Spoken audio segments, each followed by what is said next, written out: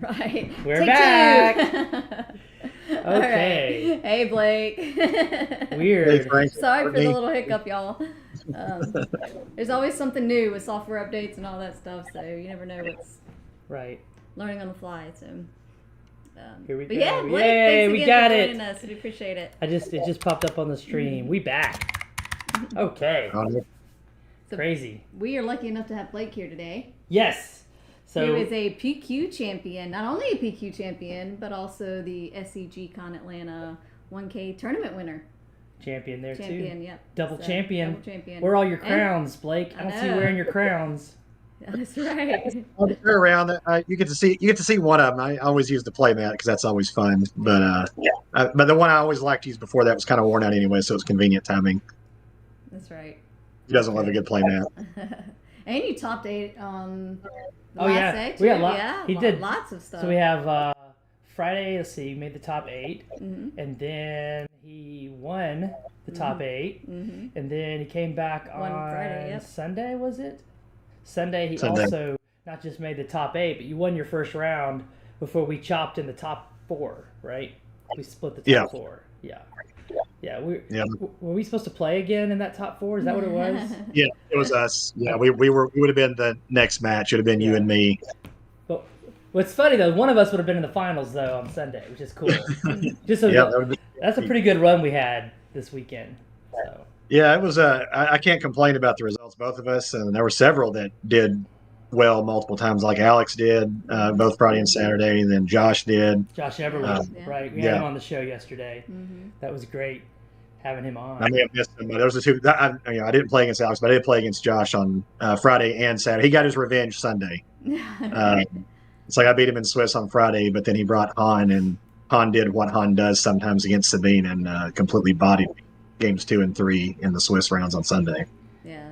So I don't know if it's the same in other competitive TCGs, but I think one a piece of evidence for Star Wars Unlimited being a much more skill-based game than it is the luck of the draw. There's still, of course, variance in luck, but it does seem like, doesn't it, that a lot of the same people keep popping up in the top cuts of these big tournaments, 60, 70 people tournaments, and you see a lot of the same faces, like Atata keeps doing it, you keep doing it, Ian does it, you know, guys just keep popping up in the same top 8 that at some point you got to say maybe this is more of a skill-based game than other TCGs.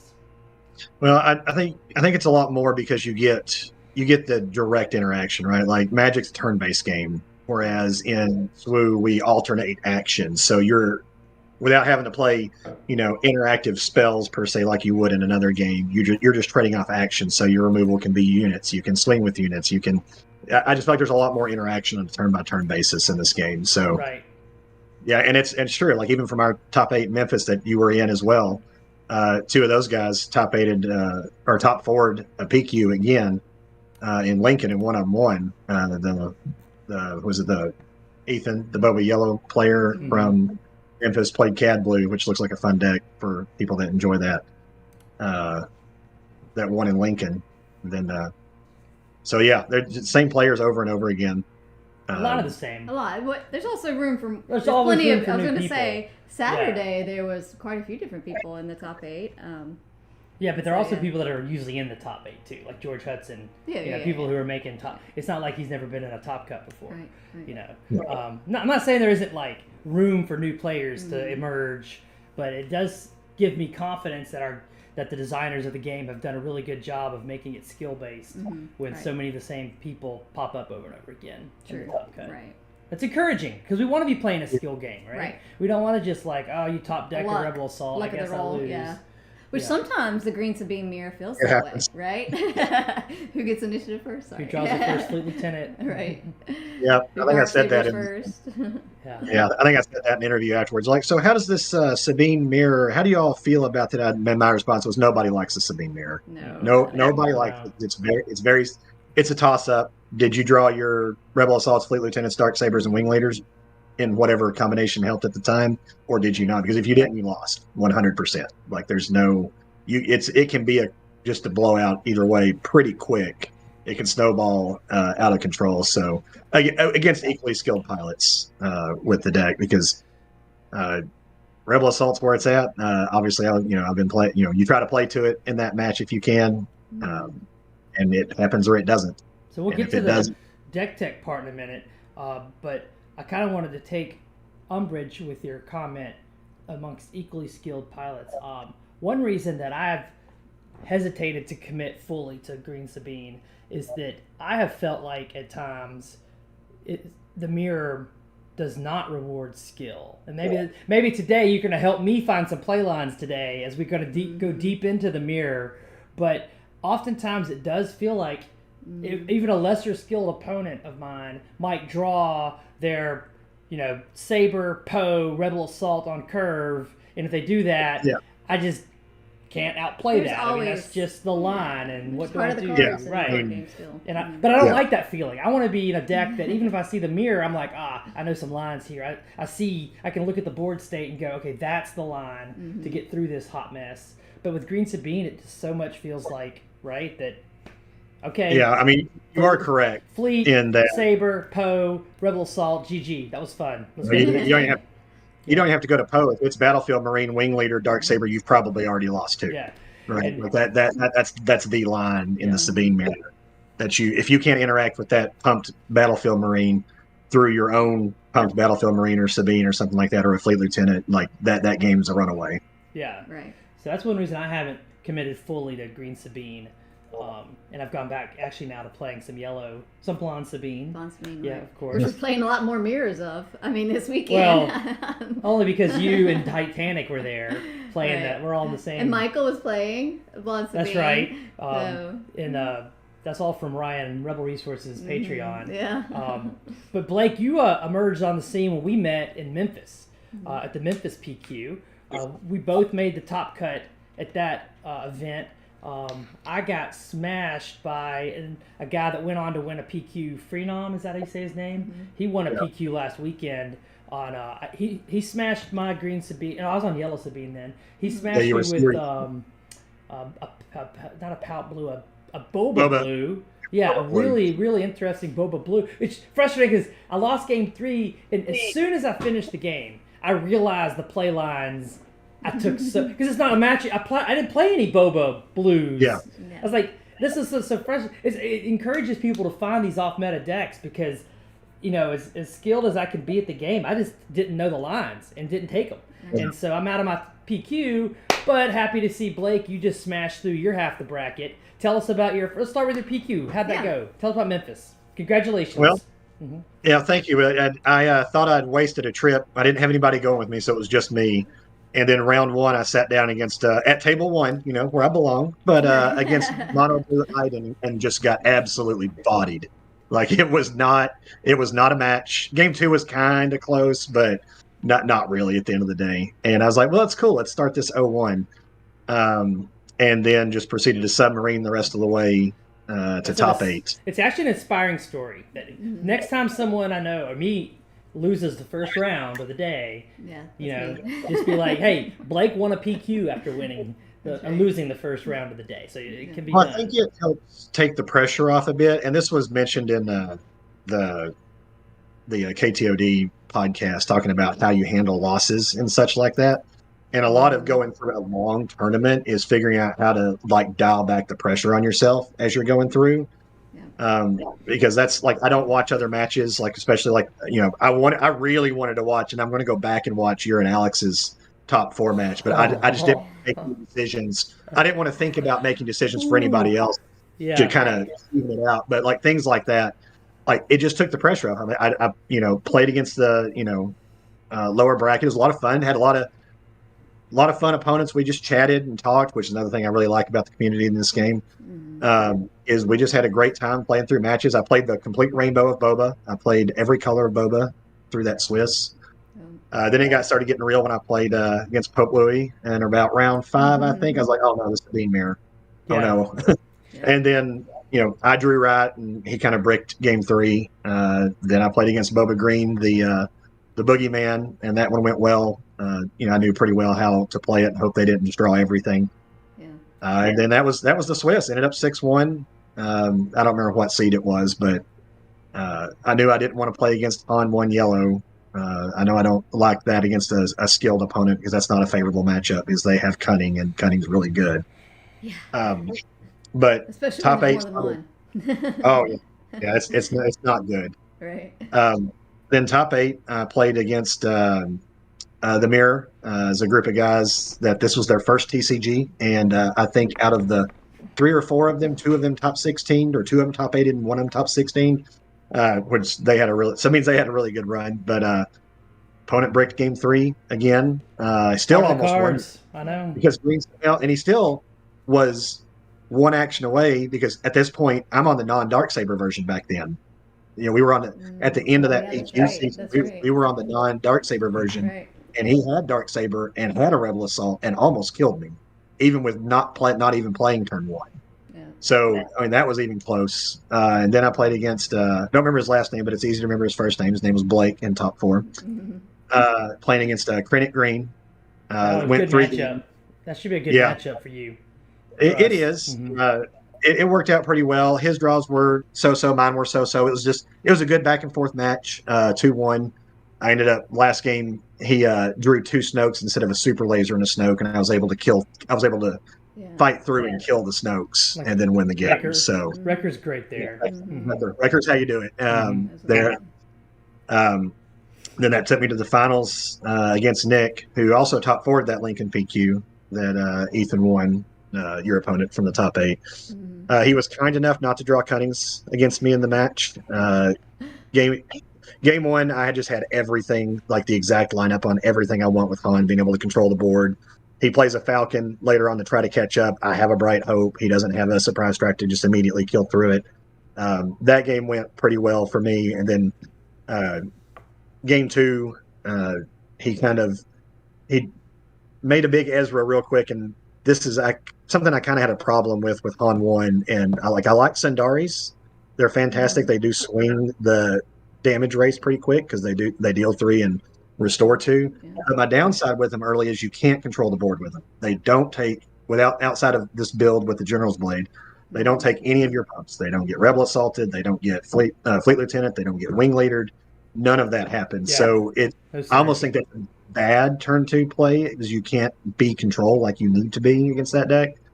It ended up swinging the life totals just a little bit to make him make a different decision later on in the game, but it also made me step on the gas quicker than I wanted to, right? Because you want to control the board early and then step on the gas at the right time with Sabine against Han.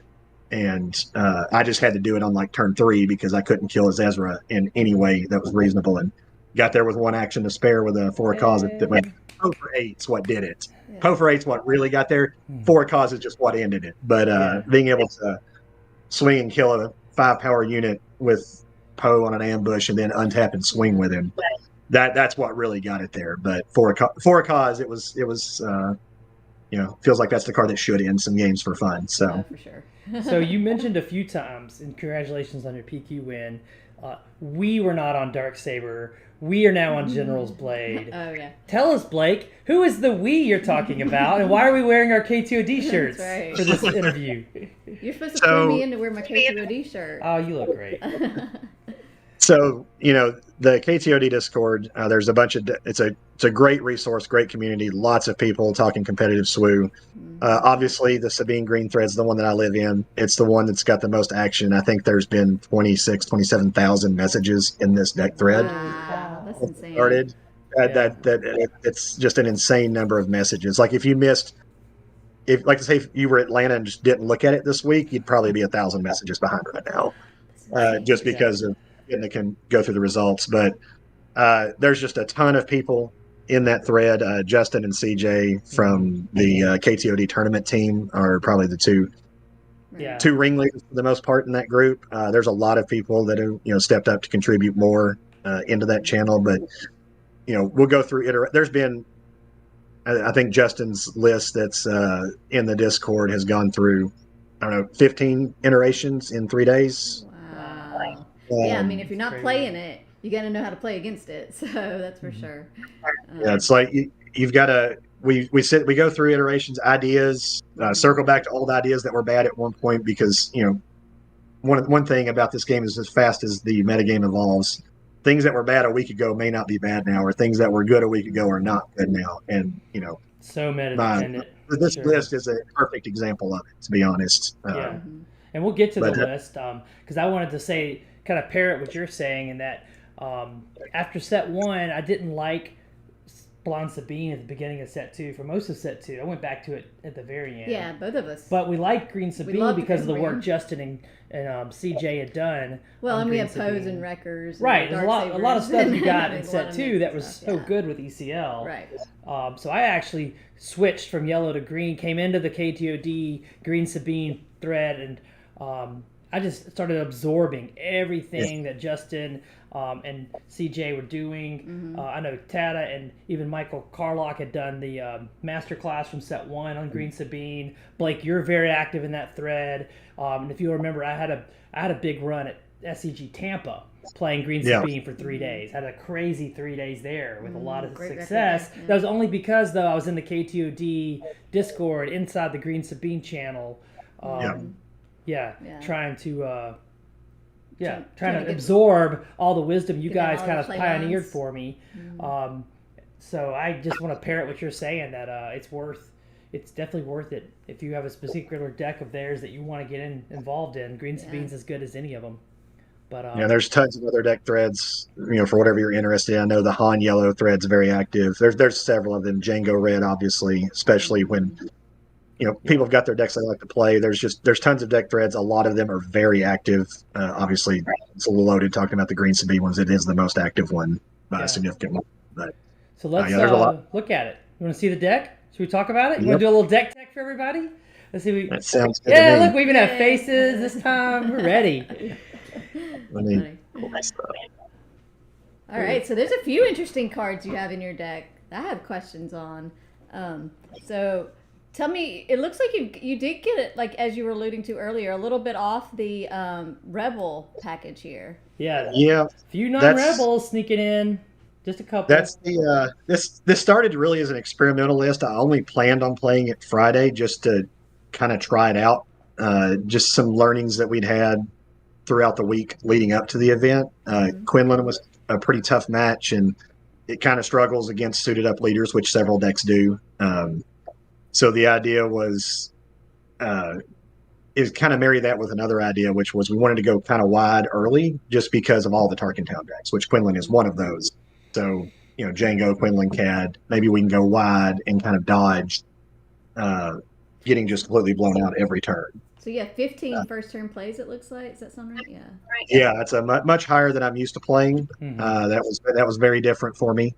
Yeah, that's always been a point of divergence between us. Yeah, that's and sort of my CJ sweet and spot. Chrono and Justin. We like a little heavier early action. We like a little wide. And also we like having the freedom to mulligan without feeling really risky that you're mulliganing.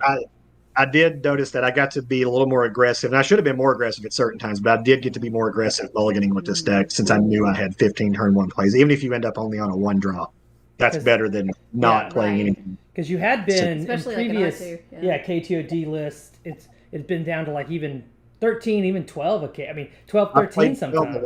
I want to say I played 12 in Memphis. It might have been 13. I think R2 might have been the 13th. Yeah. And then if you bring Daring Raid in too, that's even more. So it gives you something else to do on turn 1. Turn 1, yeah. Worst case scenario. So now that you came back to our side and played 15 first turn plays, are you ever going back to 12 or 13? It feels better, right? There's things I like about it. There's some things I don't. Some of the 1 drops, like the 501st, the problem is it's not a Rebel. Right. That is problematic when you're trying to play the Rebel Assault or Fleet Lieutenant. One of the kind of gives there was you also know there's no wing leader in the deck, and that was kind of a concession to the fact there were so many non-rebels in the deck, and that since we're not really trying to fight in space, like there is obviously Red 3 and Green Squadron and Bright Hope, you can just get a runaway there. The General's Blade was really to just kind of pseudo wing leader on any of your ground units, even your non-rebel ones. That was kind of a hedge on that because wing leader is so good. I was gonna say, how did you make the choice to cut out wing leader and then maybe bring in General's Blade instead? Because wing leader's so good on like an A wing first, second turn, and Battlefield Marine, and It was a hedge on those two things. One, we don't have as many rebels in this version, and 2, it was basically Darksabers 4 and 5, if you really want to look at it like that. So that's suiting up the leader just against so many decks is just so strong. Like, it's a lot of decks have a problem dealing with that. So we just kind of went all in on, well, not quite all in, but much more all in than we have gone previously on suiting up Sabine to get her active. And I think I heard you on a point earlier. Go ahead. Oh, I was gonna say, in general, is played for the same cost, As a wing leader. Yeah, basically as a wing leader, but given an extra experience token, if you will. It's fantastic. Yeah, so. You get more power out of it, 3/3 yeah. versus 2/2 for the same 3 resources. Right. It is nice to have the body and space for the wing leader, though. Cause, right. Right. Did you play any Power of the Dark Side decks? Do you remember? Yes, this week? I played against Bosk Blue twice. Okay, I really like wing leader into those blue villain decks. It's also another hedge on going wide. Going wide's good against Bosk too for the same reason. Like I'll stack a 5/0 first all day before I want to sack something else. But yes, that it's a little worse. But since you're in the go wide strategy, you do have other options. Like you've got a full 6/1 drops that you can sack to a power if you need to. So that the go wide was good against what we kind of perceived as our 3 main problems going into the weekend, which was Django and Quinlan Tarkentown, and then Bosk Blue. Yeah, and I know some Green Sabine players were down to 2, but some 1 Bright Hopes. So what made you decide to bring? I didn't have Bright Hope in the main. I know. I'm like, what are you thinking? I was thinking I wanted to beat Green Sabine in the mirror. I took the Bright Hopes out because it's just ironic that I lost the Green Sabine in the finals. My deck was pre-built. Like if I faced a Sabine, I wasn't thrilled about the finals being a mirror because I'm outside of the General's Blade, which gets a little bonus there on being Darksabers 4 and 5. I'm a little soft to the mirror with this version of the deck because 5/0 first, it's cool to go wide, but a lot of times in these Green Sabine mirrors, on that turn that somebody dies, there's still 3 units on each side that haven't attacked, right? There's something like that. Like it's about getting more damage in fewer actions, and 5/0 first is not great at that. Can't be Rebel Assaulted, can't be Fleet Lieutenant. So like I'm soft in that match. We just didn't expect to see a ton. We knew we'd see some. It's always going to be there as a deck, but I didn't expect to see a lot of the mirrors. So we're like, well, I mean, it's okay. Maybe it's okay to be a little soft. Yeah. And I was like, the Bright Hope is so good against Han too. Well, it is. And anyway, this was a point of contention. Yeah, we had a lot of arguments over Bright Hope. in team practices and internally and family practices. Right. Trying to get ready. So speaking of the Han mirror, Han match? Did you get a mono Han during the weekend? I got 2 of them. I got one on Friday in round 7, which I won, and then I lost to Josh in round 5, I think, on Sunday when he switched to mono yellow Han. Yeah. Yeah, he was on a roll Sunday. It's funny because if you had won that game, we were going to play in the undefeated end of Swiss, and I was like, I'm about to play Blake again, third time's the charm, and then we would have played in the top 4. Like we were just smashing into each other, Blake, the whole weekend. Couldn't avoid it. Couldn't avoid it at all. Heck, I didn't play Friday. My first round Saturday was Blake. Oh, did you play Blake? First one, and I was like, as you were saying earlier, I was like, Sabine. I'm like, I just played Frank, and now I'm going to play Courtney. And then round 2, I end up playing Frank again. Yeah, you opened Saturday, Courtney, Frank, first 2 rounds on pretty much identical decks. Yes, exactly. Yeah. So when we played, you already knew kind of what was in my deck because you just played Courtney. Our lists are real close. Right. Yeah. Yeah. But that was like he was saying earlier, all pressure was off. I lost to Blake the first round, and so all pressure was off. I could just play and have fun. Yeah, you had fun. And you had a good day. Yeah, and I did great after that. But like you were saying, you can just submarine from there. So that's nice. All right, so let's talk about the Han matchup real quick. So you didn't have to play Ian or Alex. No, I didn't play Ian or Alex. Okay. No. So then there's really no point talking about the Han matchup if you didn't play Ian or Alex. It's like those are the 2 I'd rather not, if there's 2 I'd rather not play on Han Yellow. Those 2 are it. Also, Junior from France, I would not want to play him either. Right. Or Troy Yamaga. How do you say Troy's last name? Sorry, Troy. And Josh Everly. Well, great. Josh is tinkering. He's tinkering. I know, but trying something. He had a great run this weekend. He's a great player, but I don't think he would tell you he's not in there. There's nobody. The 4 people I just named. There's probably nobody in that. Anakin too. So in that. I got in game 1, but yeah, games 2 and 3, I was like, I wouldn't want to just pick this deck up. I can tell you that. I did just for playing like at locals. I mean, I'm not good with that deck. I need about 1,000 more reps with that deck before I'd feel pretty good with it. That is my favorite deck, but it's so hard to play. I can't play it. I wouldn't do it justice, but it is by far my favorite deck. You could get there, but we don't have time. Our PQ start next week. Yeah. We don't have time to pick up a new deck at this point. Yeah. I'll probably just play Blake's Green Sabine. So what cards are good in your deck tech here for the Han? Because we're going to see a lot more Mono Han. Mono Han is on the rise. Yeah. So all the Sabine players out here, what do we need to do into Mono Han with a list like yours? Walk us through it. Well, with the 20 changes that we've made in 3 days to the deck, that is the answer we are trying. That is the answer we are trying to find. And I don't know that there's a good answer or a great. There might be an okay answer, but I don't think there's a good answer. I think Mono Yellow Han played well is favored into Sabine, not significantly, but I don't want to play it. Let's just say I think in Ian or Alex's hands, I think it's 60-40 at best for them. I mean, I agree. Yeah. And then all of these changes to the deck list can be found where? It's in the KTOD Discord. As long as you're not the bottom tier, which on the bottom tier they post monthly, deck lists monthly at the end of the month. They'll post wherever the deck is at that time. But the second level or any of the ones above it, you can see all. Let's see what version we're on. I think it was 376 we're on now. Wow. Okay. Something on the link. But that's where and there'll be a lot of times where it changes a million times during the week just because Justin likes to show what exactly he's testing. Even if it only lasts for 3 games, because Mike ends up bodying him and he completely changes it immediately.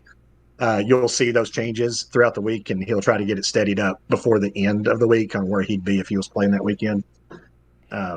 So that's where you can find the current iteration of what the at least what Justin's running with. Now they'll post their own screenshot or their own deck images where they have their own version. It's slightly different. Like he's playing Dispatchers right now. There's several different versions floating around in there that are pretty close. So there's not necessarily a one specific version. I'm usually on the one that Justin has posted. For my PQ, I did kind of slide over to the one that CJ and Tata were playing, which was a little different going into that event.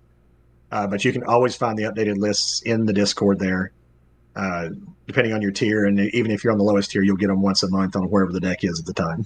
So one problem that you and I had Friday, to skip ahead now to SCG, is that we were at the event until they closed the doors and kicked people out that night. Right. So we missed the KTOD hangout. And I'm really disappointed that Mike didn't decide to wait and not start the event until Blake and Frank were there. But that he makes his personal choices. Did you, though, get your KTOD playmat? I did. One of my friends brought it to me. He handed it to them while we were playing. So I do have the playmat. I got mine also. I should have got it out. Yeah. But I think this is the KTOD playmat that we got. That looks so good in person, for sure. So we'll come back to Friday. So Saturday, neither of us made the top 8. These guys I'm showing here did a spectacular job of running it down. What was your Saturday like? What kept you out of top cut on Saturday? So Saturday, I know I've got these matches somewhere. I lost, besides some guy named Frank in round 2, who absolutely bodied me in that one. I lost my last round. I'm trying to remember what the other I remember what the other loss was. Han 1 red. I had heard. Ian's? No, Ian was running Han red. No, he was on Han. Yeah. He was on yellow. Yeah. Han 1 red on day 2. I can't remember his name. He made top 8. Is actually second from the left on that. I just went off. Picture. Yes. I met him in North Carolina. We met him in North Carolina. Great dude. Cool really dude. Great player. Yeah, with the red jacket on. Yeah. I can't remember his name. He completely, like, I got game 1. I knew the deck was fast. I hadn't seen it, had not played against it. Then proceeded to get stomped game Well, I think game 2 was kind of close. Game 3, I got just straight bodied. It was bad. I was like, oh, I want to build this deck. This deck looks fun. I kind of want to play it now. Yeah. So but I lost. Sorry, so we both bubbled out. We both were X2. Oh, don't forget, I also lost to Kira. I'm not gonna deny. Oh, you went X3. I'm not gonna deny him his. Yeah. I lost Evan. Oh wow. No, Evan was playing Django, wasn't he? Yeah. Mm-hmm. So, point is, we didn't make it on Saturday, but then we came back on Sunday with a vengeance. Where's my Sunday list? Top 8. So tell us about your Sunday. There we are. Yep, Sunday. I had my matches up here somewhere, but started off great. Both my other days, I lost round 2. Evidently, I like this losing early thing, but Sunday, I actually won my first 4, and then ran in to Josh and got stomped by Yellow Han, and then I lost to Quinlan Tarkentown in round 6, which I think I think I should be favored in that match. I'm pretty familiar with it. Game 1, I just made a mistake, and game 2, just everything that could pair up wrong on play back and forth just paired up wrong, and he just rolled over me. There are certain draws that you just can't get back into. Occasionally it happens. It is what it is. Yeah. But since I've won the first 4, tiebreakers were fine. Made it in, no problem. So then I played a ECL Sabine in the first round in the black jacket there. It actually got a pretty comfortable. I think my blonde Sabine, as you noticed, is pretty set up really well for the matchup with green Sabine. But then what did you have in the first round of the top cut before we chopped the top 4? I got to get immediate revenge. I got Quinlan in town. I got the rematch from that round. Yeah. And then I won 2 this time. I think he made a slight play mistake. He made a play mistake game 1 that I think that probably cost him, just like I did in the game 1 of the previous match. When my finishing blow on that game was ECLing a Sabine into a ground unit and pinging his base for the 1 that I needed to kill him before he surprise strike to kill me. Oh, that's close. That's so close. That was. I mean, it's even if I feel favored in that match, it's still a sit down and do a lot of math, take an action, sit down and do a lot of math. It's always really close. It's I think it's a really fun match to play, just because it's not the same cards back and forth, and I enjoy playing the Quinlan match, even though it's outside of a couple like blowouts. It's always like an action away. Either way, it feels really close to me. Yeah. Then game 2, my draws just lined up very well against his, and there wasn't much. I pretty much just played as I wanted to, and turned everything sideways multiple times, and it just didn't. He never got to a point where he could use Tarkentown well. It just worked out pretty well for me on that one. So I got my immediate revenge on that one. Well, I would have enjoyed playing a top 4 with you, but everybody wanted to go. But let's get to Friday. So Friday, of course, we had the big stream, just massive numbers. I don't know if you've gotten to watch any of it back. We had Jeff Creasy, we had Jonathan Fisher, Ian jumped in, George jumped in, Lake Craw, he jumped in. We had some great casting of the event. Did you get to play on stream? And interviews. Until the final? I know you did in the finals, obviously, but did you play on stream? Not until the finals. You tried to get me on one round, but Josh had already gotten me. Since we tried multiple times to his camera kept stopping in the middle of matches. So he was trying to get one complete match. So when our match was, when the top 4 finished, and then our numbers came back for the finals too, but 531 people were our peak number around the time you and I were starting our finals match. Isn't that crazy that many people are watching us play? That's a Friday too. I know. Not even a Saturday event. Right. It wasn't even a PQ or but it was really interesting because I wonder how much we affected the meta, because having the SCG Atlanta 1K was the only SWU event in the whole world the day before the PQ started, right? So I wonder having an all ECL Sabine, mirror it may have turned some influenced anyone to play, or may have influenced people to sideboard for Sabine more, right? Because Sabine had kind of been fading from the meta. I remember watching some content creators even saying that they didn't think Sabine ECL was top tier, but then Blake, you proved them wrong, didn't you? Yeah. Well, I mean, I even said it in the interview afterwards. Like up to this weekend, I wouldn't have recommended Sabine Green into a sea of Tarkentown without some practice, right? Like that. I don't think that those are matches that you can just kind of steamroll over. I think you kind of have to understand what's going on and passing with Quinlan and just kind of understand what's going to happen in that matchup or any of those matchups. Just because if you're unprepared, you just kind of start throwing stuff out there, they might just blow you off the table through all their damage and stuff. So. I wouldn't have recommended it going into the weekend either. I'm a Sabine player at heart. I can't help it. It scratches every itch I have as a card player. I'm a red-green aggro player from the Magic days. That's what Sabine is. Units turn them sideways, pumps and burn spells, and man, that's all you need, right? Right. That's all you need, PQ winner and champion at SCG Con. So talk about your day up before the top 8. How did Friday go on the road to your championship? Friday went okay. I did lose round 2 to the Mirror. Probably got his revenge from the PQ, where I beat him in round 5. He got me in round 2. Wow. There, I remember that specifically. He's a local Birmingham player. Who's that? Pope Louie. Oh, Louie. Yeah. Louie was he was in our chat earlier today. Yeah, we love absolutely. Louie. Yeah. Louie's a great I player. enjoy chatting with him. Not to sidetrack too much, but I do enjoy. The people are the reason that I want to keep going back to events. Like, don't be wrong, I like being successful at the card game, but sure, the hangs and the people that I've met playing this game make me want to go play more competitive events just to get the hang.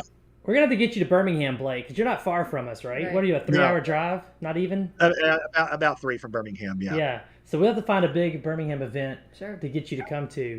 Do you like going to Atlanta? Should we try to have another tournament in Atlanta? Dude, I think might be something in the cards. I think it's a good idea, Frank. Stay tuned. I don't know what Nick thinks of things like that. Maybe we'll have a few words about it with Nick at the end of our stream today. Let's see. It's exciting, but so you got the Louis rematch. He vanquished you, but then obviously you battled back from there and made top 8. Yeah, I ended up doing pretty well. Obviously, the rest of the day. Didn't play against I never played against a Django in 24 rounds in this 3 days. I never played against Django Tarkentown, not one time. Wow. I wish I could say that. Me too. I lost to Bobby Sapphire himself on Django Tarkentown. I never saw it. So it was just it was an interesting day just seeing what was being played. Although it was the most represented deck, it just wasn't in Boba numbers. Right. Yeah. I think there was like 10. I think there was 10 out of 67 or so was the gist. Yeah. And then 8 or 9 Sabines. But I played against Sabine, obviously, and lost that one. I'm blanking on some of the matches, but I think I've got this story here somewhere. Yeah, here we go. I did play against Boss Blue, which I expected. CAD Tarkentown was more expected. Played against a Yoda Yellow. And then played against Josh on his Anakin Blue. I did rip a wrecker off the top to win that match. It was literally the only thing that was going to save me. Ripped one off the top of the deck. Felt kind of bad about it. It's the way the cards go. But then I got promptly punished by not drawing record for 3 rounds after that. The heart of the cards took the cards giveth, the cards taketh away, I guess. Right. We all know that feeling. Yeah, for sure. And then played against Chris on Ray Tarkentown, where he there's no evidence except in Melee that he got me. It was supposed to be recorded, but it wasn't. But he did 2-0 me in that one pretty well. And then that's when I played the Han Yellow matchup that I got to play it the way. Fortunately, things worked out in that matchup. I didn't play any Sandaris early. It was all Rebel. I got to just completely take units off the board for the first 3 turns. Mm-hmm. And then the next turn, he finally ran out of any units to play, and he just took way too much damage, just that turn. He showed him his hand after he drew, and he just had 2 surprise strikes and a cunning, but with no units in play, it's just delaying the inevitable on that. So that one went my way, fortunately, and that took us to top 8. Where, and then what was your first round of top 8? Stan on. Stan's great. Yeah. I got it. Got that match, and that's all we did. We sat there and stared at each other like this, doing math, taking action. Sit there, stare at each other, do some more math. Stan might be in chat with us. Stan, are you there? We could actually ask Stan himself to give us his end of your top 8 match. Stan, do you remember the top 8 with Blake? Oh yeah, like Blake said, it's a lot of math. It's a lot of okay, do the math, take my action, and then okay, what did you do? How does that change the math? Let's recalculate. That matchup's always one action away. We went to game 3 games at least. He didn't completely blow me out in the top 8, and any nuance from our first games faded away from my memory as soon as game 3. On this flip turn, he flips Sabine. I play Kira. I see General's Blade, Darksaber, Poe, Wrecker, and I'm like, "This is over." That's Well gross. played. That's gross. Yeah. Yep. Well, That's tough. you had a great day anyway, Stan. Congratulations on your top 8. Thanks. All right, so you got past Stan. Oh, go ahead, Blake. I didn't mean to cut you off. I was going to say, yeah, that's such a tight match. I enjoy playing that match. It's a lot of fun. I mean, and Stan's awesome. But that last game, when he cured, I just kind of did this in my head. I'm like, I'm sorry. It was the best. Right. It was just literally the best I could have expected for that. It hadn't happened pretty much all day exactly like that. Good time for it too, but that was kind of rough there at the end. So I have a line against Kira unit that I'm constantly, when I'm resourcing, deciding to keep cards to give me options as I see how the turn is developing. And that just coincidentally means oftentimes I get cured and it's like, oh, I happen to have 2 things. I could do either one. Which one do you want me to do? And I think a lot of players who only like resource, like I'm doing this turn, that next turn, like I'll think keeping options, right, is the way to go. Oh, for sure, especially more and more now. I mean, with you've got Spark of Rebellions and things like that you have to worry about. Bodies, yes. All those filthy mono yellow players like Ian. Not many of those anymore, right. But yeah. What do you think, Blake? Do you also do that? Do you, when you're resourcing, do you try to keep a couple options for yourself? 100%. There's, if I don't know 100% like what my line should be immediately, so sometimes there are lines you just have to take against certain decks. Sure. But in every other situation, or if I'm even kind of unsure, there's 2 deciding factors I make. What's going to let me use my resources efficiently, and what keeps my options open for longer. Mm-hmm. Those are the 2 main deciding factors when I'm in my head trying to figure out what to do. I like to keep my options open as long as possible to be able to slide a different direction when somebody shuts down one of them, which will inevitably happen. And it's obvious for you and me, but I want to make this for the people who are trying to get better at the game and may not be playing like this yet. Is that initiative's a factor too?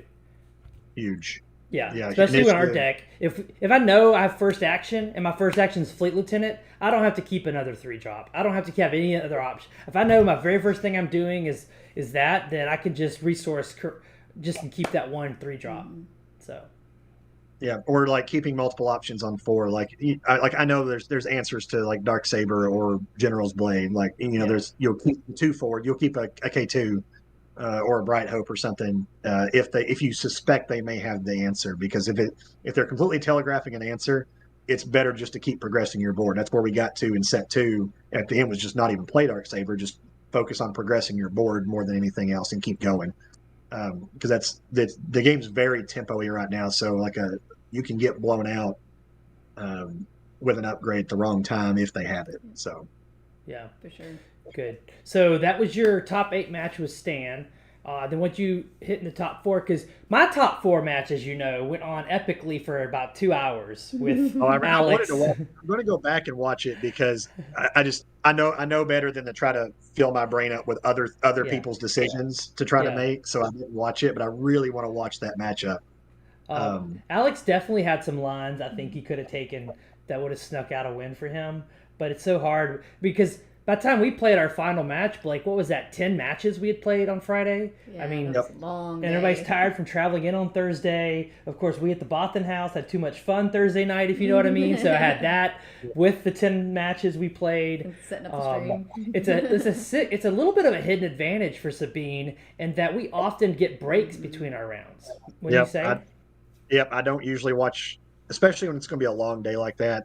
In a local or something, I don't care. I'll go walk around and look at stuff. But in a tournament I'm trying to actually do well in, I rarely will actually walk around and look at SWU games. I may go watch Magic. I may go sit and listen to music. I may do something else. But it is an absolute advantage of getting to go take a bio break, go find, go sit down and just drink some water and eat a granola bar, whatever, for you to chill out. I've always been an aggro player. I've always enjoyed being able to take breaks between rounds. So yeah, I'm a huge fan of that. Yeah. So how do you approach the 10-hour grind it is to win a tournament like this? What is that? You just want to rest between rounds as much as possible? What advice do you have for other players that are aspiring to make top cuts and win tournaments? Yeah. So it's going to mirror pretty closely to what Mike said in one of his KTOD videos. Bobby Sapphire, for those listening that don't know, that's his real name is Mike. But it's resting between rounds is important, assuming you're playing a deck that doesn't go to time. I don't like watching other matches just because it's going to fill my head with other decisions and thinking about other people's lines.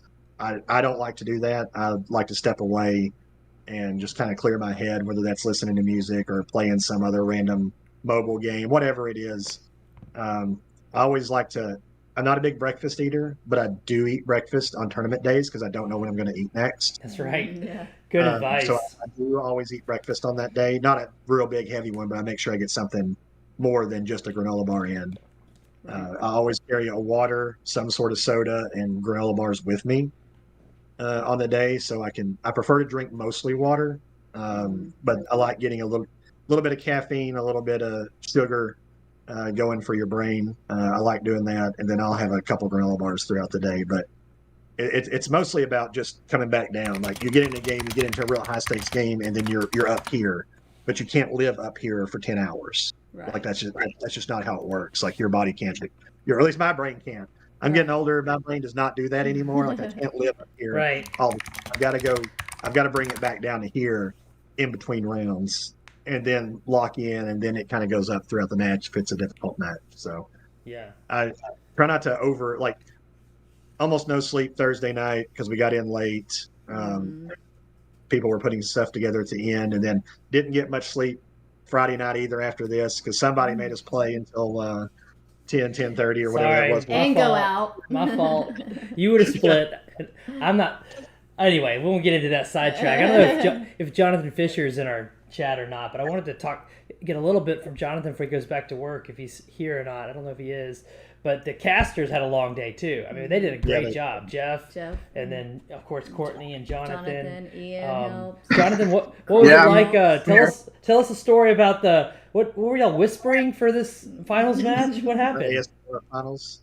ASMR finals. Well, I mean, you two need to tell me how well you could hear us, because you said you could hear us.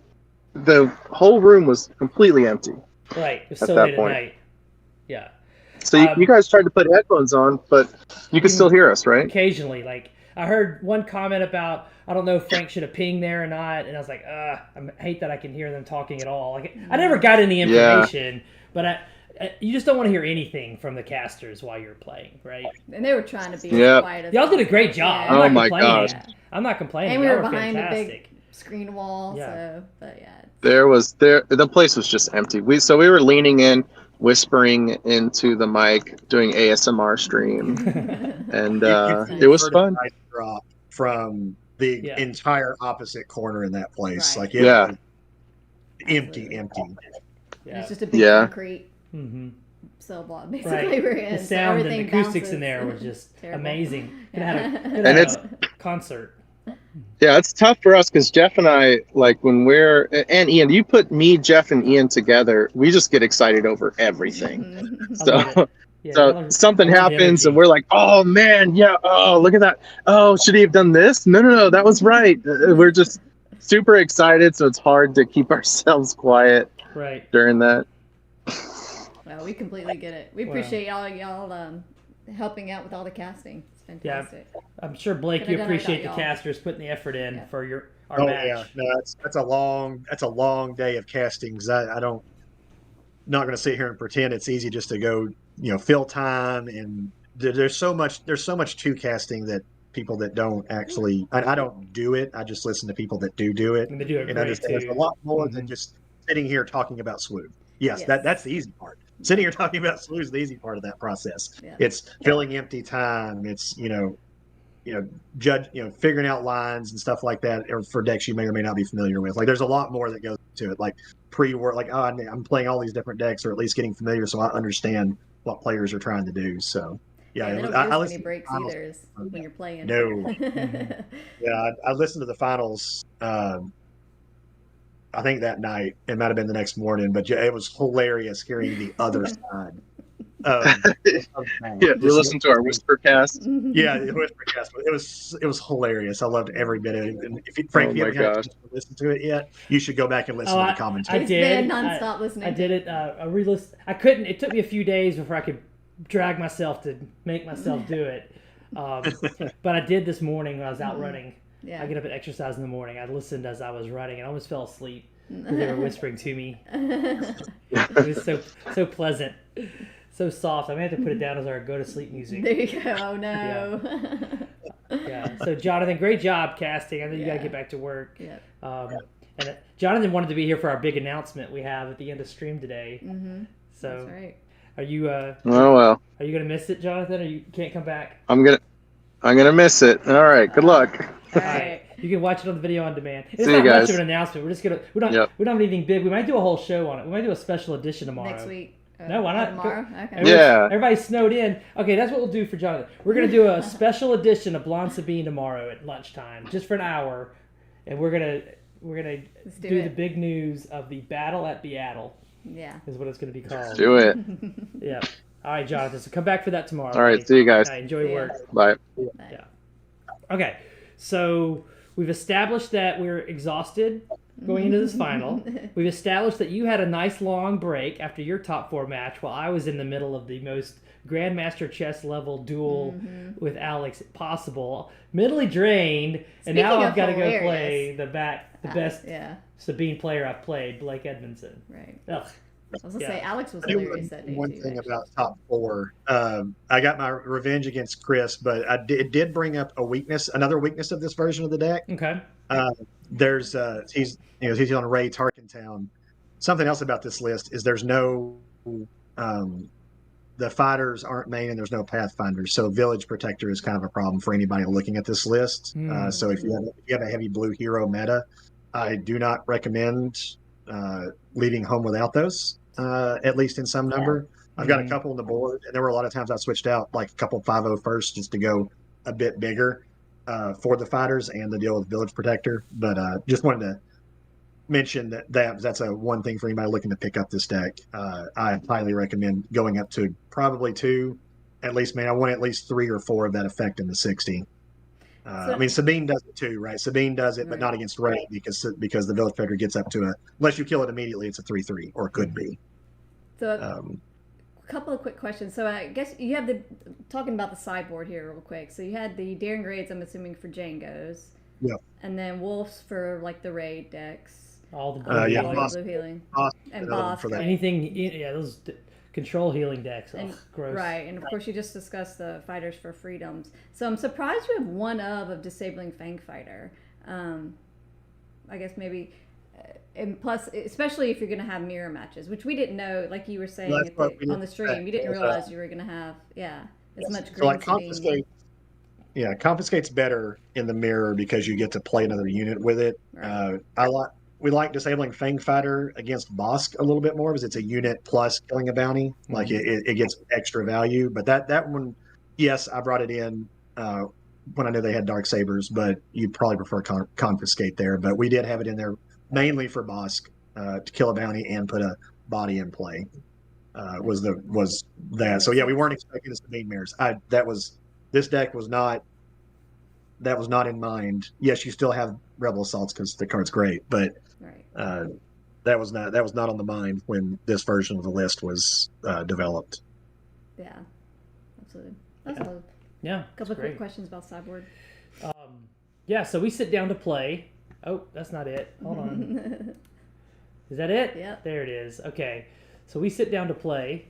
I'm going to try to live stream this, and we're going to talk through it. This is the end of the game?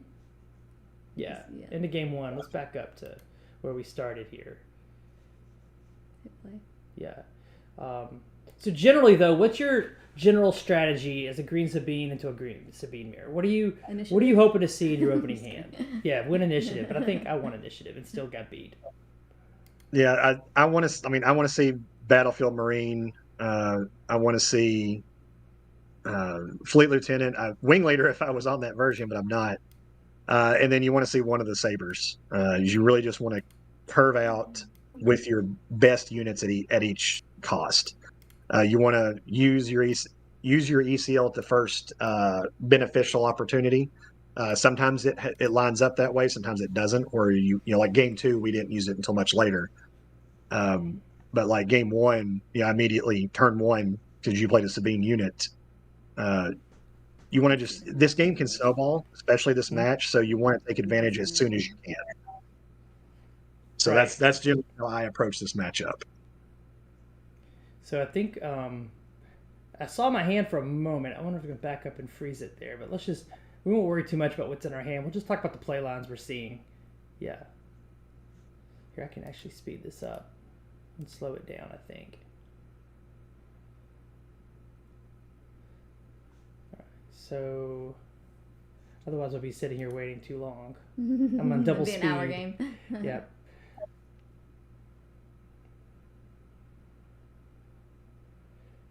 There we go. All right, I can't really see what's in my hand, so we'll.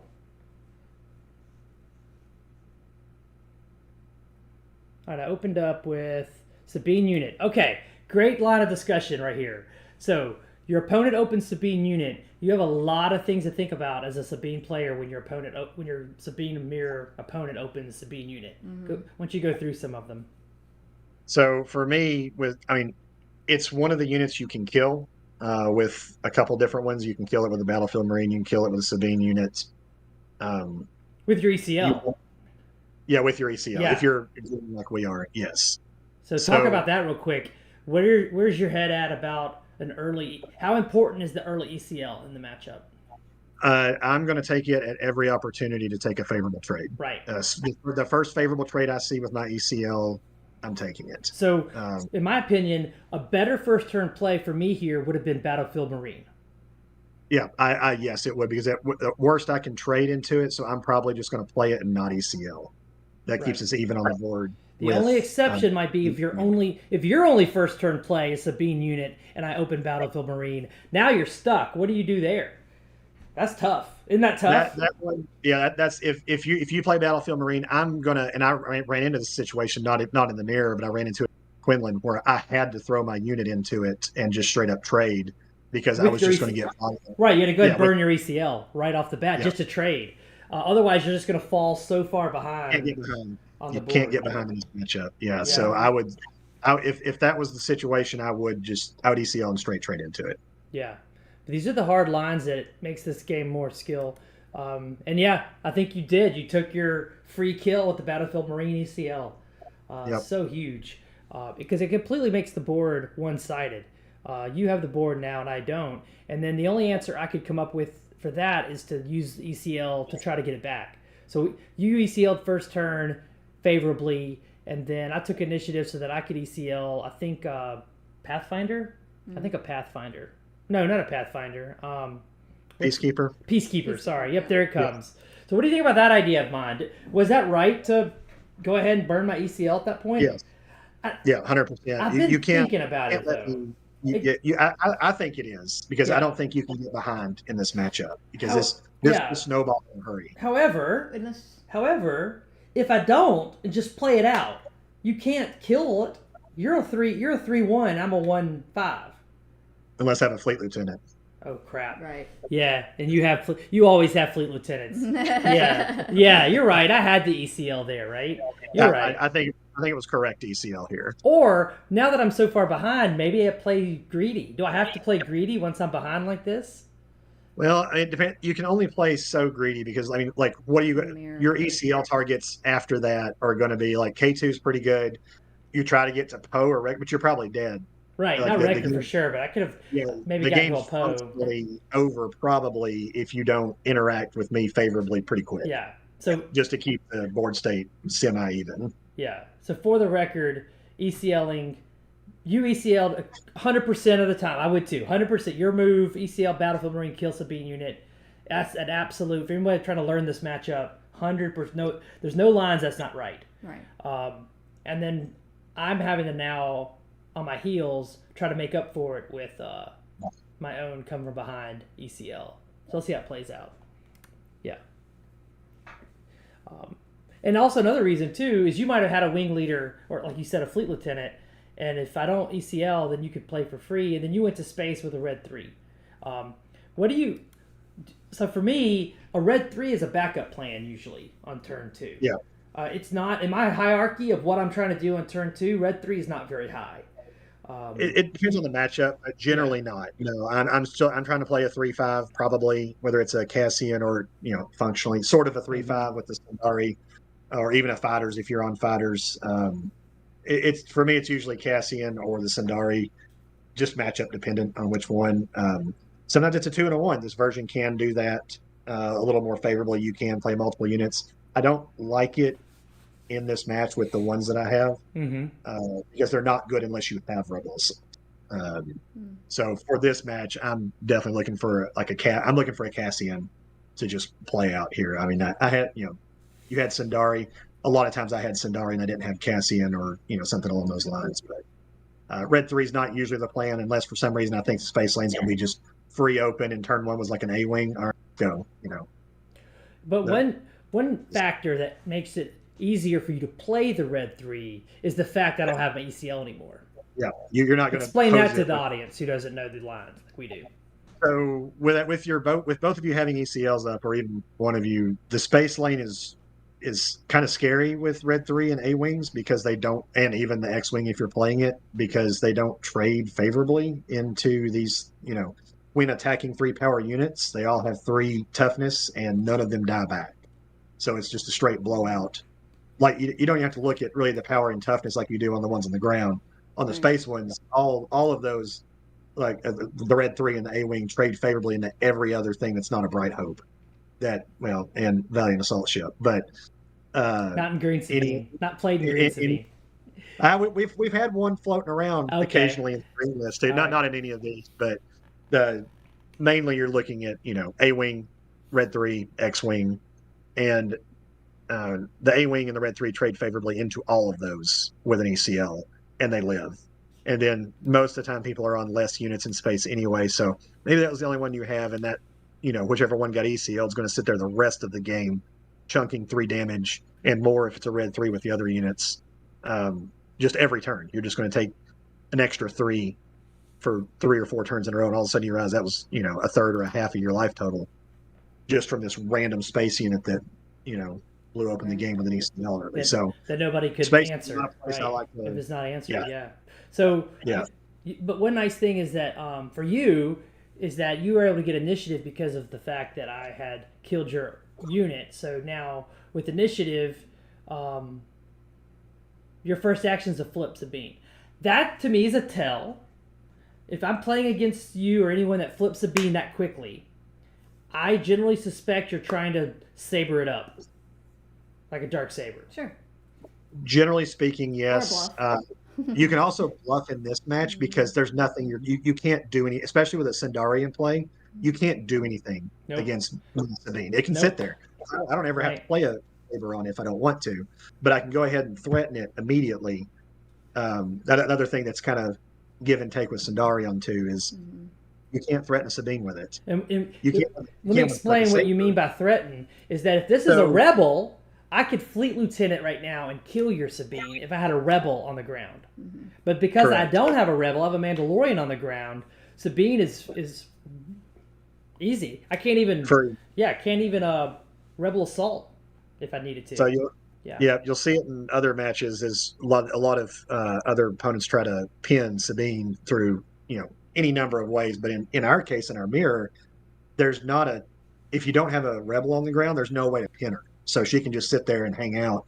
We're not going to play takedown for 4. We're not going to, do something like that, like some other decks can do. No force chokes out of aspect. No force choke. Yeah. So nothing's going to happen to her. Like you don't have to wait for the lane to be clear to bring her out and then saber her up. You can just immediately go ahead and bring her out, and then present more things for your opponent to think about. So, and that to me, bringing her out right here is a free action that there's just nothing you can do about it. So then I can decide how to proceed on with the turn. So the other reason that you were able to flip so quickly is because you haven't been pinging this match. Mm-hmm. What's your ideas about using your ping into the mirror? I hate using my ping in the mirror. I think this match is won with units more than it is in chunkier damage. Don't get me wrong, you're going to lose by one where you wish you'd ping, but I don't think that's generally accurate. I think most of the time you're going to win with chunky damage from a Saber or a Rebel Assault or a Fleet Lieutenant. Like, you're trying to do as much damage in as few actions as possible, which lets you maintain initiative. So I don't hardly ever ping unless I just feel I'm way far ahead and I'm trying to end the game. I don't like pinging this match. Right. I would never ping if it meant I didn't get initiative. But I noticed even in opportunities when you didn't already take an initiative, you weren't pinging, which was interesting to me. And it's also, to me, also a factor in whether I feel like I'm winning the race or not. And that's, as you know, a lot of our games are calculations. They're constantly adding and subtracting from 25 and adding and subtracting, trying to come up with, and then how many actions? Like, how many actions do I get to that number? Is the other thing too. And so I just noticed I use pings more liberally than you do, Blake. So it's definitely perhaps a leak in my game I need to look at closer. It depends on the matchup. Like in this one, I don't like pinging. I don't like pinging in aggro matches in general. Mid range and up, I do, as long as I don't lose initiative. But I don't care for it in the aggro matches. I think it's more, you're more likely, unless you're ahead, right? Like, that's the thing. If you are far enough ahead and you can put him in lethal range, I don't mind pinging. But generally speaking, I think you're going to win with swings with units in this matchup, chunky ones. Yeah, and so you flip right away, and I'm looking to see what I'm going to do, because something I usually do here on the flip turn is called dirtling. Are you familiar with the phrase dirtling? I am familiar with it. I am. Yeah.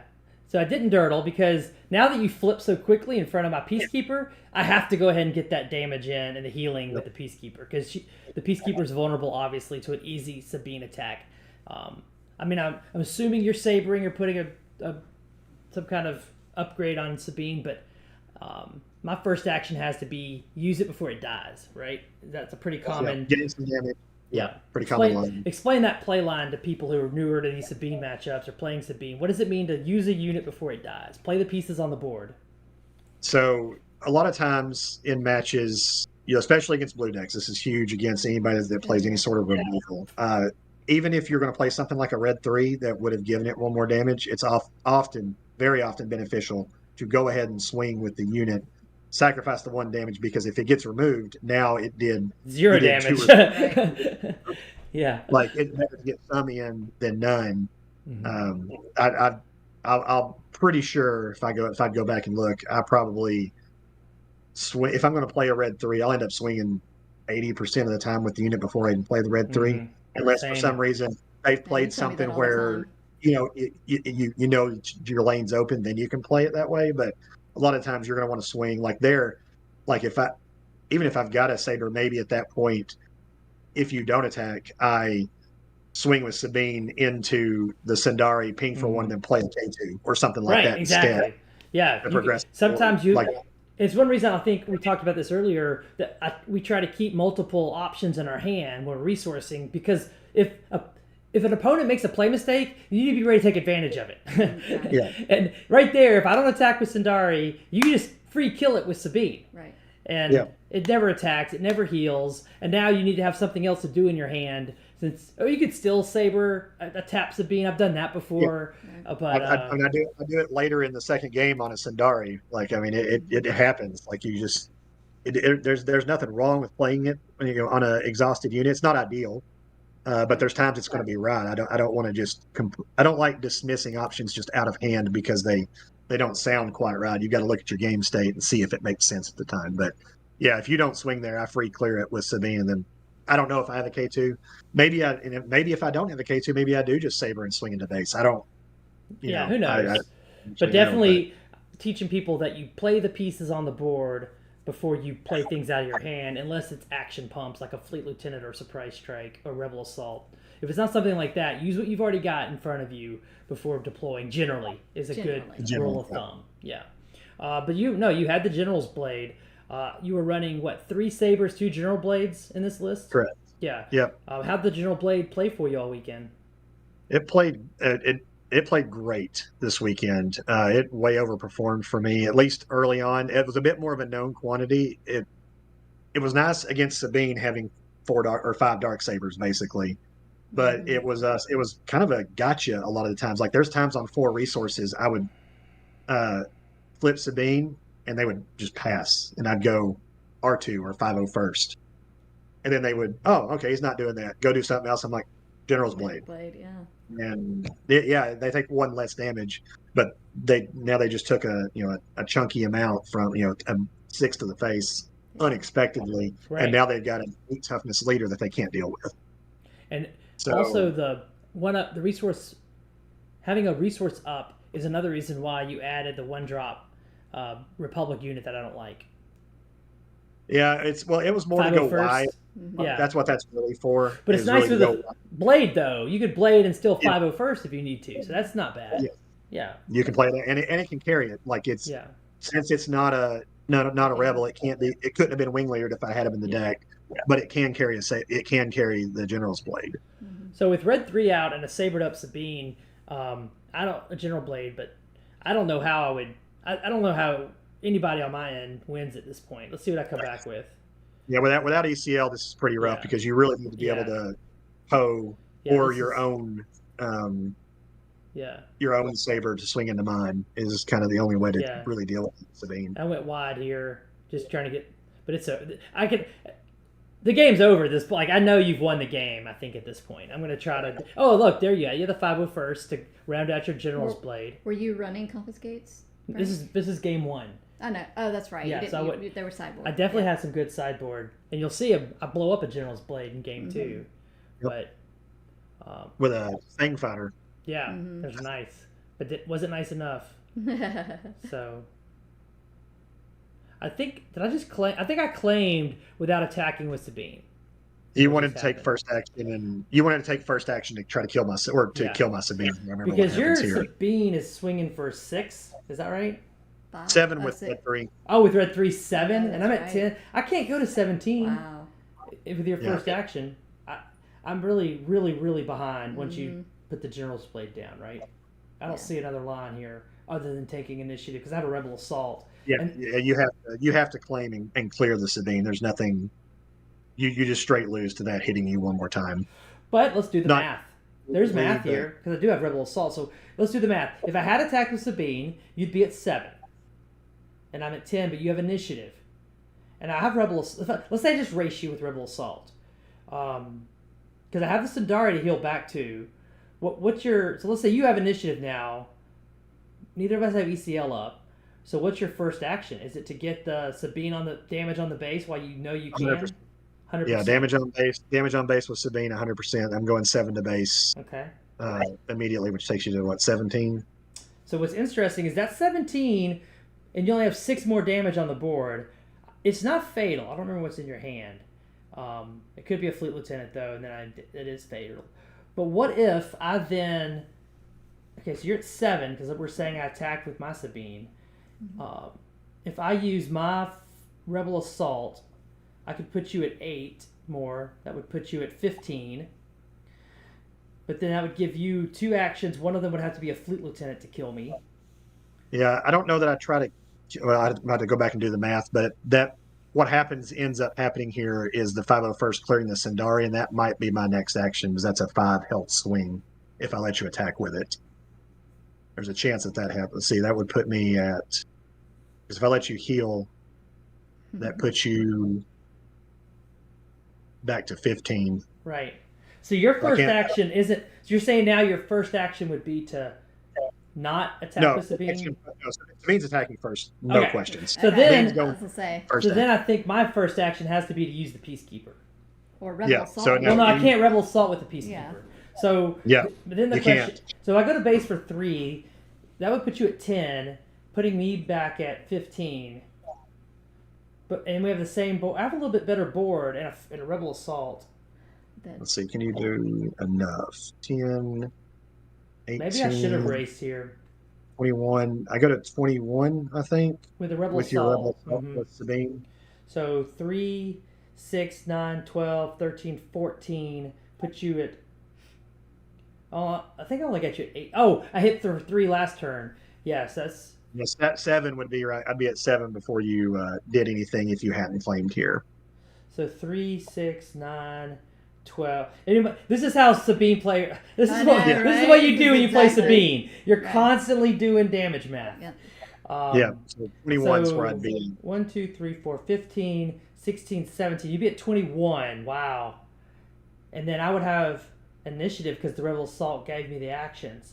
But you may have a pump, and that's assuming you don't have a pump in your hand, like a Fleet Lieutenant for the Red 3. So that's super close. I'd have to have one more pump.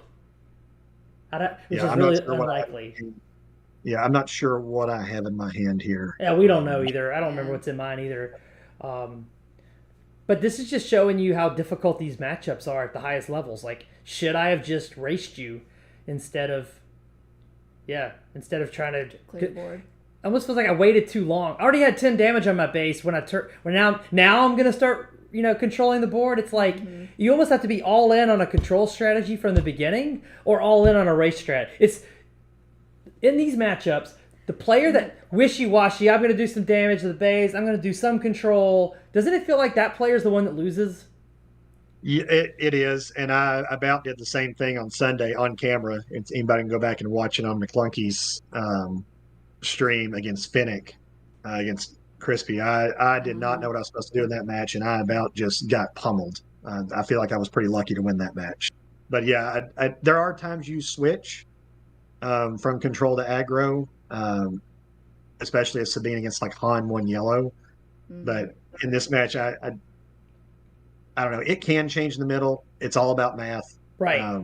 But it's hard to change. It is really, I don't like switching in the middle, but it just depends on the amount of damage and the number of actions can turn the corners. That's really interesting. That gets me to 21, which also isn't lethal next turn on its first action. So you're going to give me. I would have to come up with a pump. Yeah. Which is hard to. Swing with you Rebel Assault me. I swing with that. You swing with that. R2 or something to help you filter down the deck. If you've given me initiative here and I swing with Sabine first, I still have initiative next turn unless I play something. If I don't play anything, I get to untap and swing first. Yeah, because you have 3 actions. I would need 3 actions. Yeah, you still have the game. Yeah, you just have it. That General's Blade, man, it was such a turning point. So great. But I think I must have done all this math. When people are like, "What takes you so long to play Sabine?" I literally had a judge at Tampa SCG give me a time warning. Like, you're stalling. I'm not stalling. I'm doing calculus. I've got can someone hand me a pocket calculator, please? So I think I must have come up with all of that math in my head to decide to take initiative and kill Sabine first action. I think is what happened. But I think this is the kind of analysis I want to give the audience to show them how all of this we're talking through is stuff in our heads. Like, why did Frank take initiative and not attack with Sabine? Well, because I must have figured out that I could get you to 21, but you'd have initiative, so you kill me. I mean, all of this is what we're thinking through. What is that, 6 actions ahead, 7 actions ahead? To decide what am I doing with this action depends on how I see the next 6, 7, 8 actions going that I know about. Yeah. Okay. I hope this is helping people. This is good. Yeah. Okay. So yeah, I decided I have to kill. Having done all that math, I decided I had to kill Sabine. But it's still not going to be enough to come back from. You've got me with the blade. It's so good. Yeah, I mean, there is a shot here, depending on. I know I end up winning this game, but I mean, depending on what I'm holding here, there's a non-zero chance that you could take over this game with your own Darksaber at this point too, because I can't deal with it, and all of a sudden now I'm behind. If that, 8 help at that point. Well, yeah, we had 5 resources. I think you just discovered my only out. If I had had a Darksaber and Rebel Assault, then I could have won the game that way on this turn. Yeah, even if you had initiative going in, but that's assuming you're not going to interact with me, which you probably would have anyway. You're not going to just let me sit there and kill you. I don't know. So yeah, use Rebel Assault, sack both my Battlefield Marines to take out your big bad Voltron up leader. Which is the only out I saw. I mean, I couldn't even kill her. I had to use both Battlefield Marines because there wasn't enough damage even with Sabine Leader in a Rebel Assault. Yeah, no, there had to be 8. That's one of the issues with Sabine Leader is she does 3, but not when you're attacking units like you can with Sabine Unit. It does mess with the math a little bit when you're trying to attack her with things. So it had to be exactly those 2 units. Yeah. Yeah. Okay. So let's see. But that doesn't get me through the woods. That just gets me through that first. And of course, as we've been talking about this whole time, you take the Sundari Peacekeeper right away. Of course. Yeah, of course. I want that thing off the board. Yeah. I can't let you restore and change math even more. It's a 5-life swing when you swing. So I finally stabilized as we exchanged because I killed yours right back. I had to. But now I'm stabilizing at, 10 damage or 13 damage? I think I haven't put it on my base yet. Tier 5. You're way ahead on board damage. But then I do get a K2 SO out, which is nice on 5 resources, Rebel Assault and K2. So that's a good turn. But you have your whole 5 resources up, so you're not going to just take initiative. Pass. Yeah. Right. Oh, and then there's a Poe. So this is really interesting. Playing Poe without ECL is never what I feel like I want to be doing, but it's also when both decks are running out of gas like we are at this point, it actually feels good to put the Poe down because I don't have a lot of ways to answer it. It demands an immediate answer. And I played that and Ayla a lot out of the board just without ECL because Ayla kind of functions as Poe's 4 and 5 a little bit, especially against like Childstone in the boss matchup, is it can kill it without dying back just like Poe can. In fact, it doesn't take any damage if you've got, assuming that you've got coordinate at all. But it demands an answer. That's 8 damage. If you let me turn that thing sideways, I'm going to do 8 damage to your base. Mm-hmm. Yeah. Well, 9 because of red 3. Not 9 because of red 3 in this case. Yeah. Yeah. So that plus the red 3 swing is lethal. Yeah. So I mean, you have to answer Poe on your first. So you got to have the Fleet Lieutenant here to kill Poe with K2, which I think you do actually in this one. Yeah, wow. Let's see. Okay. And I think the Poe is I don't remember having an answer for Poe. So I think that Blade into Poe is amazing. Great job. And I think I scoop pretty quickly at this point. I like a Zeb here too. You like his what? I like a Zeb here too. If I had that. Oh, we're not running Zebs. I know you aren't, but I like it. So I did have an answer. You did have the Fleet Lieutenant. Okay, I had the Fleet Lieutenant answer, giving me a breath of hope. But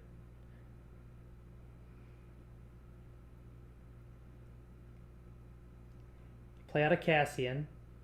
Is that your Peacekeeper? It's hard to tell. I think it's a Peacekeeper. Behind. Actually, I think it is. I think it's going to be a Peacekeeper. Oh, and you bladed it up. Yeah, this was the second blade. A Poe and 2 blades is pretty good. Yeah. Super... And now it's going to start healing too. Yeah, just as I think I'm getting back in somewhere into the game, I don't think I have a first turn action. I already used my Fleet Lieutenant to kill his Poe. So I think you like. And I just showed my top decks were Metal Ceremony and Rebel Pathfinder. Like, just when you don't want to brick your draw. Yeah. That was my draw.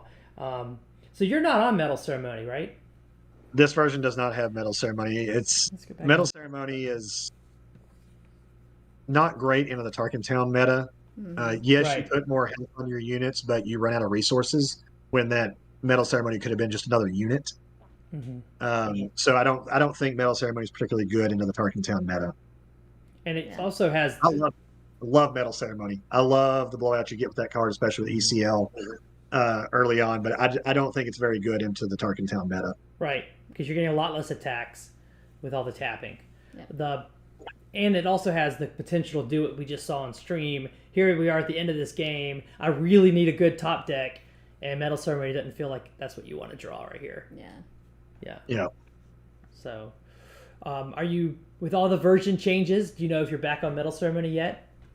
I don't think so. A couple of the versions I know in there did have it just to test out some ideas with going heavy aggressive and lower to the ground with a bunch of rebels. Which is still a thought. Still going to jam that some too to try it out. I don't know if that's the right answer, but that's definitely something I'm going to try and see how I feel about it. Fortunately, I don't have a PQ coming up until I think I'm going back to Memphis at the beginning of February. Nice. But I don't have any matches or don't have any tournaments until then, so I can kind of tool around because my deck's completely disassembled on the desk with the deck that it was in Atlanta and like the 50 next cards that I always keep with me, so I can switch around the deck. I love that play style personally, so I hope it comes back around as being the right answer, but I don't have a lot of faith in it being a good answer in a heavy Tarkin Town meta. Right. I was just showing, I think, once I bricked my top decks, there was really nothing left for me to do, and I think we're about to shake hands and go to game 2. And I noticed, I think when I watched this back, some of your sideboarding choices were interesting. And I wanted to, because you took out the Wreckers, I'm sure, right? Yep, Wreckers came out, and so did both of the 501sts. Or two of the 501st. I don't think I took all 3 out. I don't think I had anything good I wanted to bring in, but they just feel really bad in Blue Hero. Yeah. Because they can't be Fleet Lieutenant. They can't be Rebel Assaulted. Right. I like the 1-drop. Like it worked well in game 1 to kind of have that extra resource when it wasn't a Darksaber, but I'm not a fan. They don't do enough damage, I don't feel like. Now I don't like things that aren't rebels in this match for the most part. Sandari's an exception because it by itself is a 5 life total swing. That's the only reason it still does what it does. But generally the 501st just they don't do anything for me in this matchup. Yeah, I don't like them. Other than, like you said, 1-drop or to mix in to use all your resources like you did with the Blade on the 4-resource turn. So there we go. You took game 1, very well played. Going back over it though, I didn't really notice anything on my end that I don't know that I could have changed that dramatically. Maybe have a Battlefield Marine on turn 1, not a Sabine unit. Something like that. It's just heart of the cards. Did you see any play lines of yourself you would do different now, or none that I can see. Yeah. I mean, obviously we don't know exactly what was in your hand or resource, but from what options we could see, I would have made the same plays. Yeah, I think I had to use the Rebel Assault to kill your Sabine leader with the Blade on it. I think we did the math, and I don't think, as we talked through a moment ago, I don't think there was a line that gets me there. So, all right. So your sideboard, you actually bring in your 6 attack power 5-drop. What's that unit? Yep. Tell us Ayla. about it. Ayla. I just wanted Wreckers out of the deck. She kind of, like I was mentioning in the last game, kind of functions as those extra pose where if that's all you do on turn 4 resource 5 is play a 6 attack unit exhausted, it's not the worst thing in the world. It's so rare that Wrecker can impact. I'm not saying it can't. I mean, like, I know that we could end up in a situation where for some reason we have no favorable trades at all, nothing works out the way we want it to, and we still have ECLs up. But that's not common. Like, you're not going to have ECL up. And if you live past the 6 resource turn, that game went weird. That's just not how this matchup plays out. So you can get to 6 resources, which I think we did both games. But being able to actually have Wrecker be useful, it have to be the next turn, and you're not making it that far in this matchup. It's just not. That's not how it goes. Yeah. So Wreckers come out immediately. And I just voided out the 501st because they're just not impactful enough for, at least I felt like in this matchup. I'd rather have 1 Fang Fighter. What I do, I think I did 1 Fang Fighter and maybe a Daring Raid or something. Yeah, that looks right from what we saw on the stream. Because theoretically, whatever ECLs is going to have probably, it could have 3 health left, but a lot of the time it's going to be at 1 or 2 health after it favorably traded with something. So, like, a Daring Raid isn't the worst thing in the world. It's better than the 501st, I think. Right. Just because the 501st just doesn't do a lot for me in this matchup. So game 2, you mulligan. Even with the 15 first turn play, I don't know why. I mean, we don't see your cards. Why you would mulligan? I'm sure you don't remember why you mulligan. No turn 1s, or either no turn 1 or no turn 2.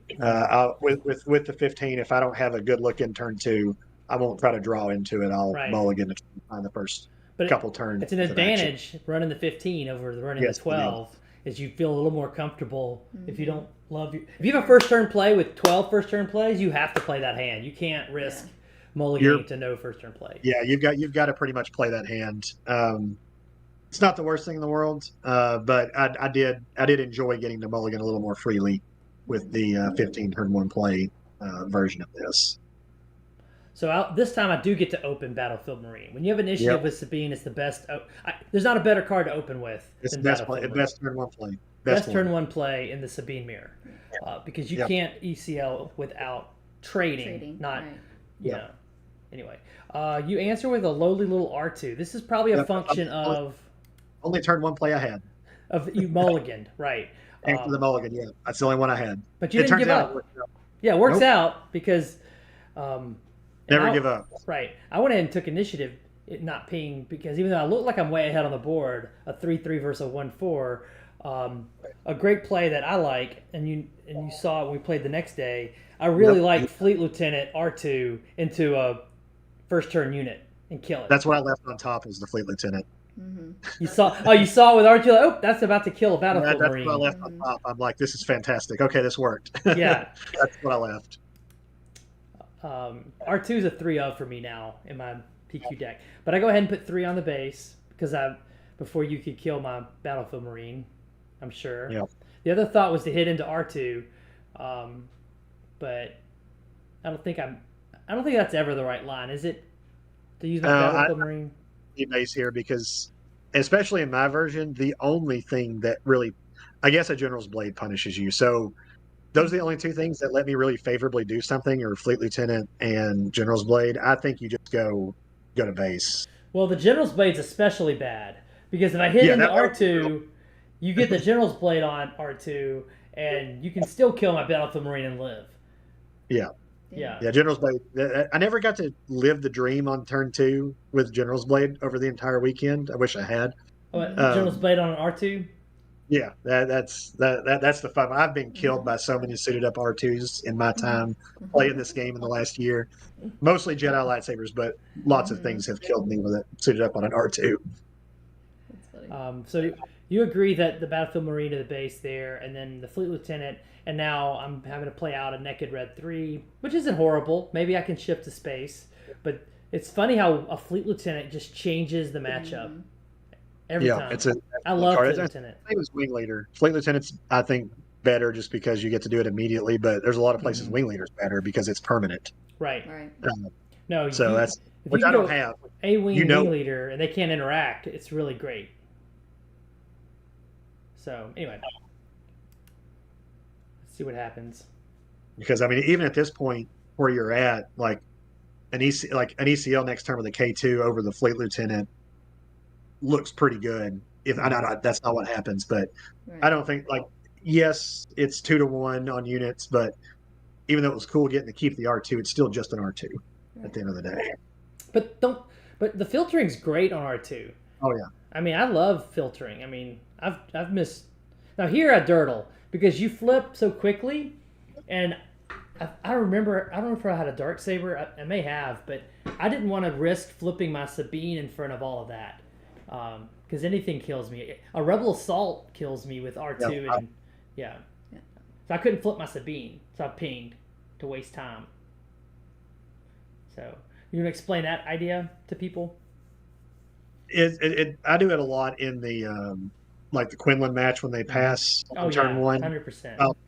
I just ping and then they pass again and I claim and move on to the next turn. But if you need to pass without passing, it's kind of a soft pass, a lot of people will call it. You probably could also swing with the red 3 here to pass again pretty freely. I don't think there's anything that's going to punish you there if for some reason you needed to. But this is the advantage of. I mean, this is where it can snowball, right here. Oh, Hunter joined us in chat. Hey, Hunter. So I feel like here I would have hit with the red 3 first, but only because I'm worried about Bright Hope. I have a point though. Okay, I want to hear it. I don't remember what's in my hand. Mm-hmm. This is the play line I take when I have a Wing Leader. Okay, that's fair. Now everybody knows. Yeah. Well, no. Go ahead, Blake. Explain why with a Wing Leader this makes more sense.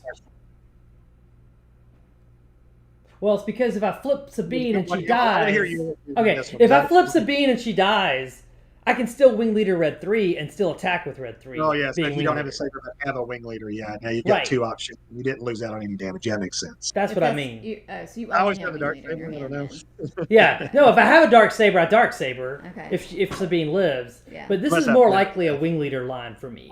That Or makes yes, sense. I would have attacked with red 3 right away. Attack I'm with red surprised 3. you wouldn't Especially just- with your ECL on. So why wouldn't you just flip in that circumstance then instead of pinging?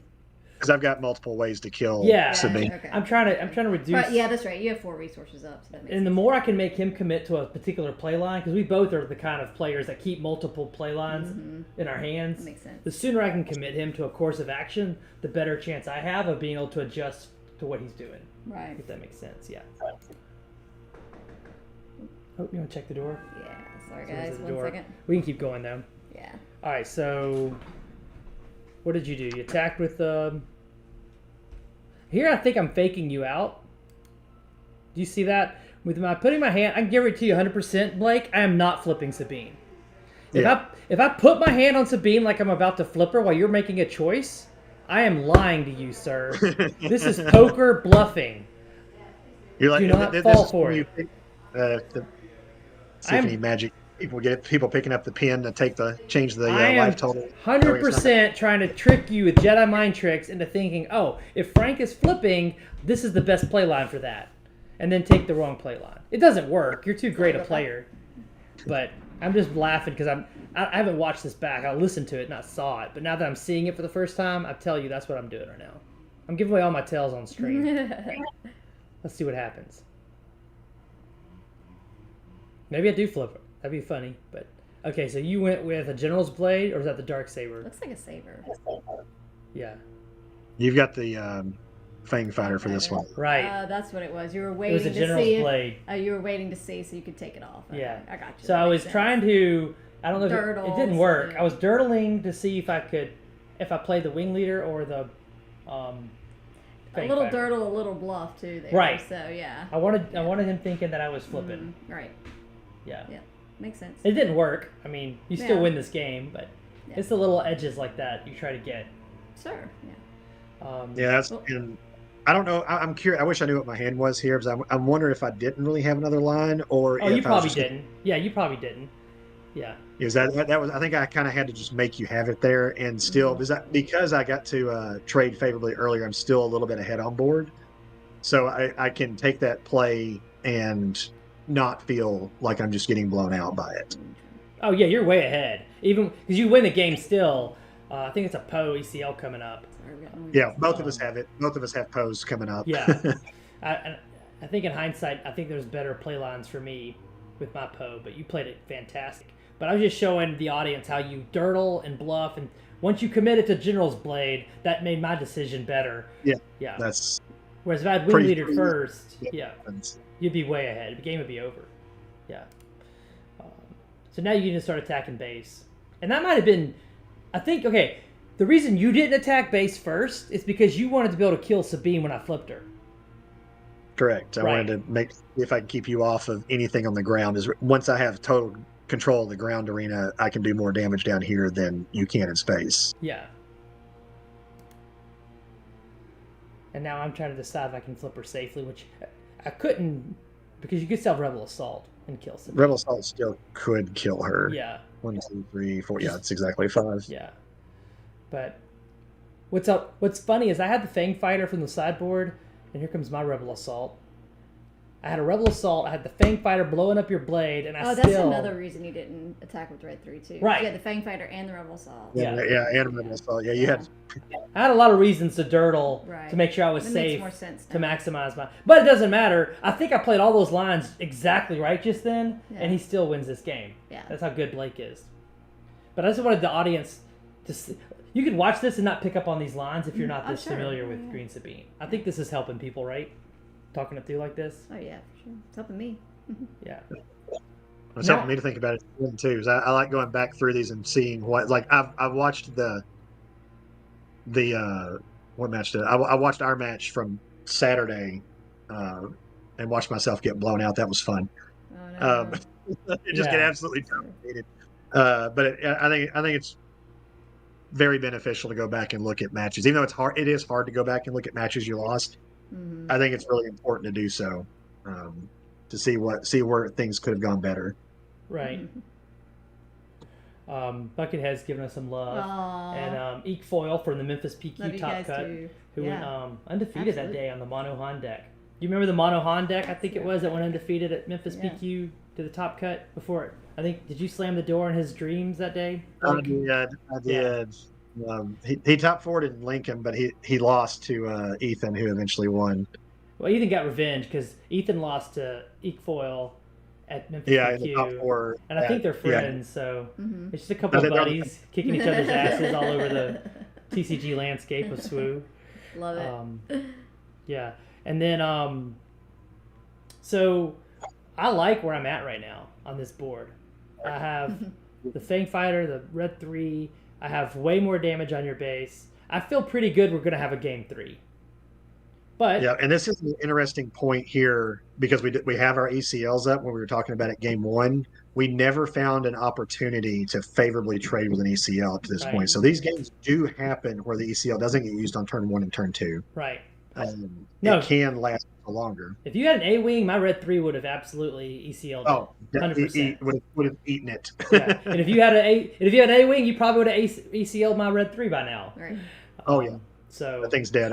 But here we get to a situation where, so I think this is an example where, and again, we played 10 rounds that day. I had no break from playing top 4. I think I miscalculate because I'm about to not exchange pose with you, and that was, I think that was a huge misstep. Let's see how it plays out because you have initiative.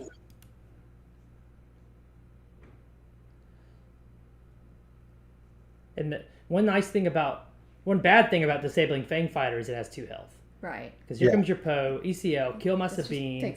You daring raid and you're geniusly saw to kill my disabling Fang Fighter. And now you've taken the board back. Yeah. Because I still have to come up with 11 damage. I have 1 unit on the board. This does not feel good for me now. It went from feeling great to now I'm like, oh, how am I going to get the 11 damage on this game? Poe overperformed for me. Like, Poe's great, don't get me wrong. There's a lot of times where he's only okay, like Wrecker's the big blowout, but Poe really overperformed for me on Friday. Like, there were so many times that just ECLing Poe just like this just kind of shut the door on me. We didn't shut the door, but because we do fight back pretty good right here, but my Fleet Lieutenant off the top actually really seals it. But Poe was great. Your second Fleet Lieutenant, I think. Yeah, second Fleet Lieutenant. Fleet Lieutenant's gross. I love it. Yeah.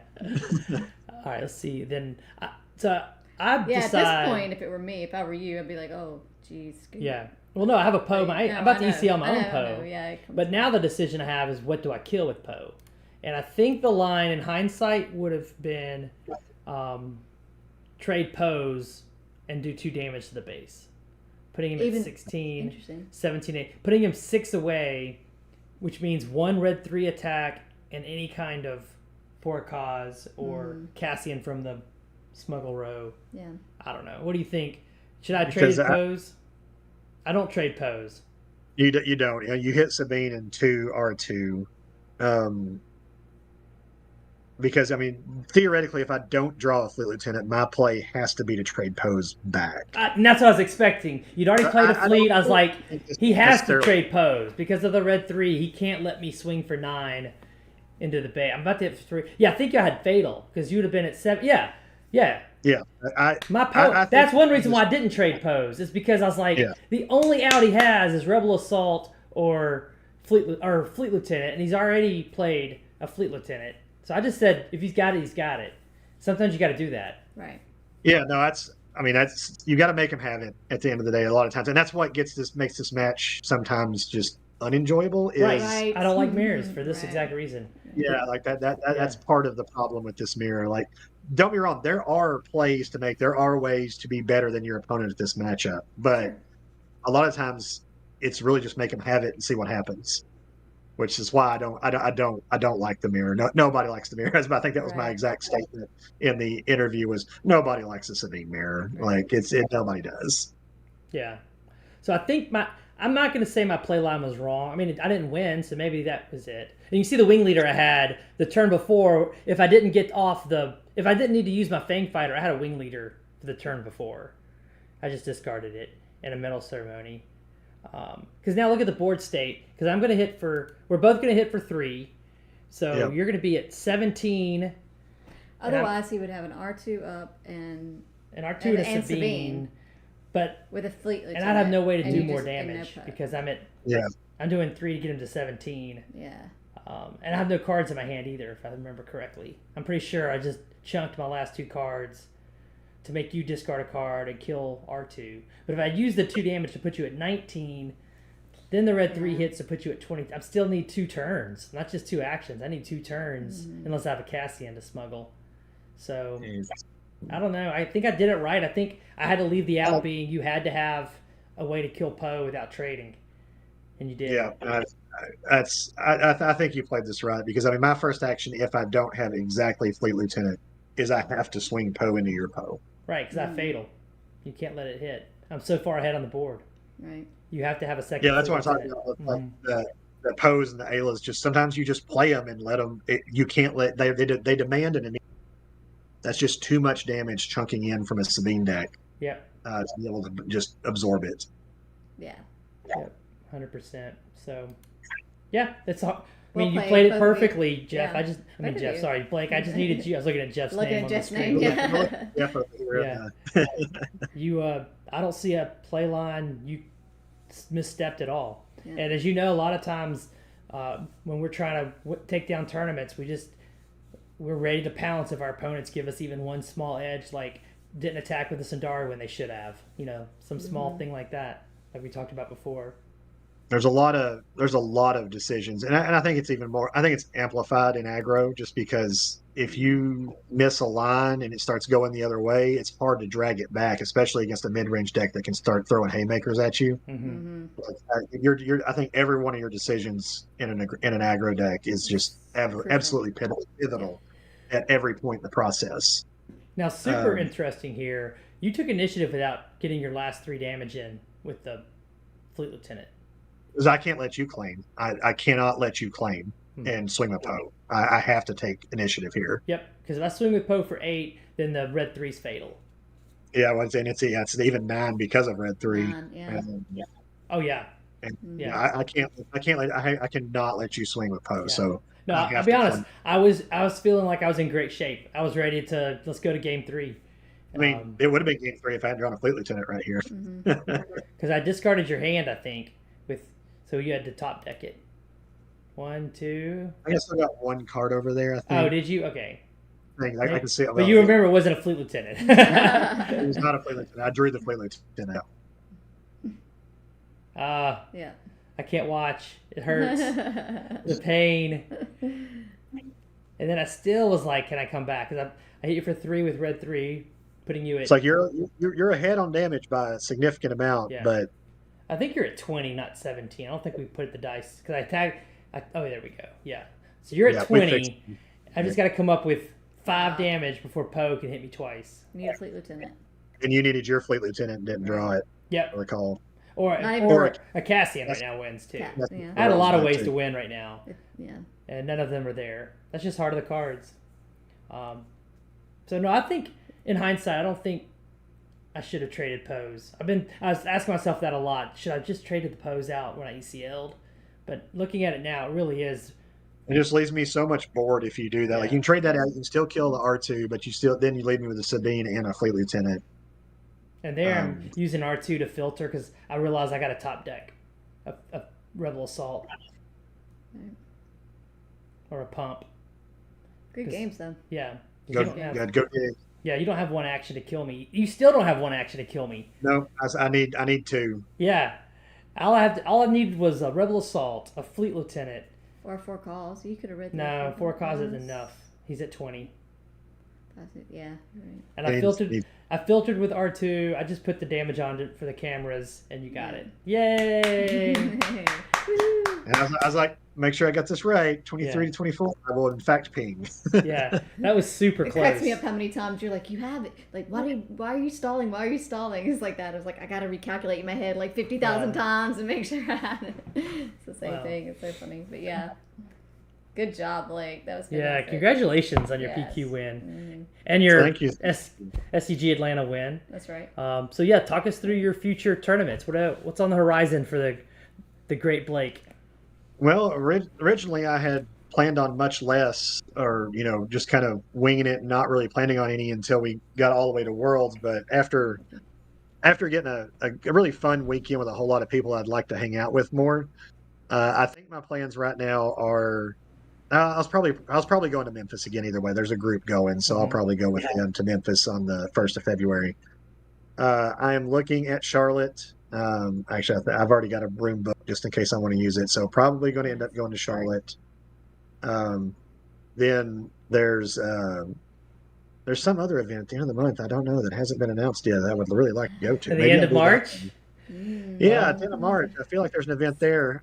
Indy has that. Yeah. And by the way, Josh E says that was a fun game to watch, and we want to congratulate us both, and we want to thank you, Josh E, who has subscribe to our YouTube channel, Blonde Sabine. Thank you. So if you're in chat watching, please hit the subscribe button and turn on your notifications so you know we go live Wednesdays and Thursdays at lunch to do this. We do some live play. It's a variety show of and we're having a special one tomorrow. Well, that's what I was about to say. What Blake's alluding to, we are going to get to do the official announcement tomorrow of the Battle at Beatle. What? The Battle at Beatle. What is this, Frank? So we are going to be throwing the largest Star Wars Unlimited weekend ever. Woohoo! We have a guaranteed $10,000 prize pool in Atlanta, Georgia, the last weekend of March 28th through 30th. Yes. It's going to start with a 3v3 2K where you have a team of 3 players that you cooperate together. You can talk like, hey, what should I attack with here? What should I resort? Like literally team event. I can't wait for the first team event. This is going to be so much fun. Yeah, that's going to be a 2K. Awesome. Yeah. And then we're going to have a 256 person, 258 person, 56 person. 256. Yeah. A 256 person 6K, the largest money event that's ever been had for SWU.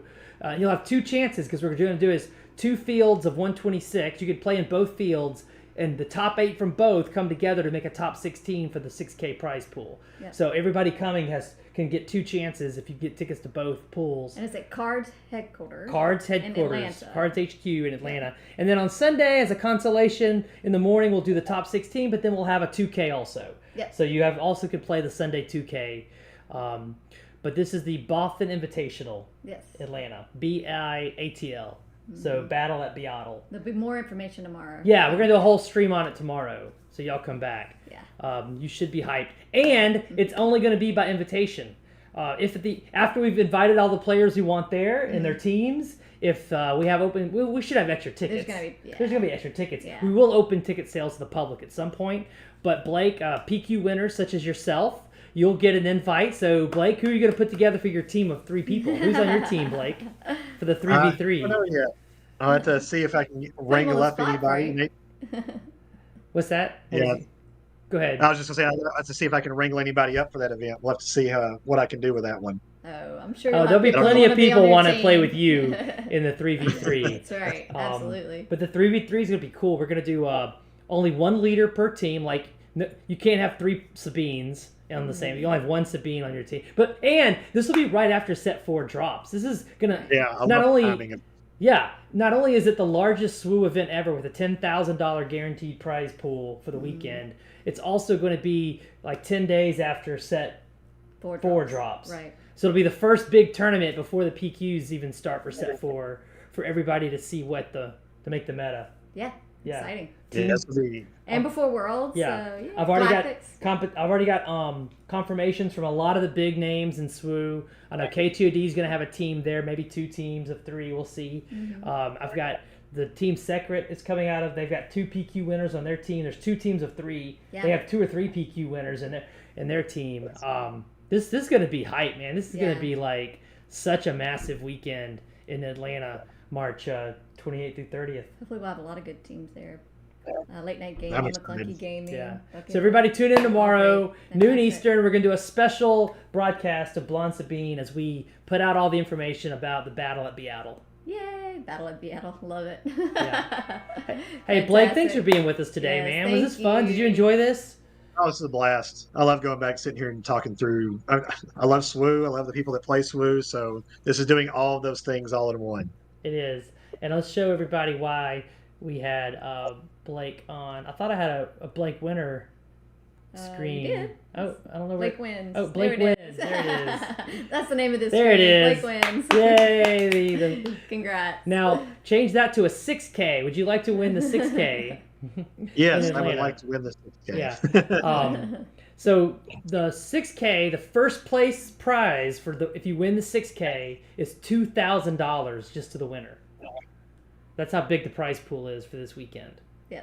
And we're gonna have exclusive play mats too that you can only get by winning and top cutting at the events. Yeah. So. And Cards HQ is in a great location in Atlanta too. Huge so facility. Plenty of hotels, nice places to stay. Very nice part of Atlanta. Places to eat. Great location. Fantastic store. Yeah. So check them out online too. But we'll get more information tomorrow. Yay, we're excited. Yeah. And we may be live from Cards HQ next week. Yeah, we may be on site for where the battle is going to happen. See where this is going to happen. Yeah, and show everybody. So. Yeah. Blake, thanks for coming on and being our guest today. And I will see you in the KTOD forums, and we'll keep working on these decks. We probably already missed 5 different versions and 100 more messages. It's fun. Just during our broadcast, right? 100's definitely underestimated that one for sure. But, all right, thanks, Blake. We'll see you guys tomorrow. See you guys. Bye, Blake. Thanks for coming out. That was awesome. Thanks for having me. Yeah. Thank you. Where's the ending screen?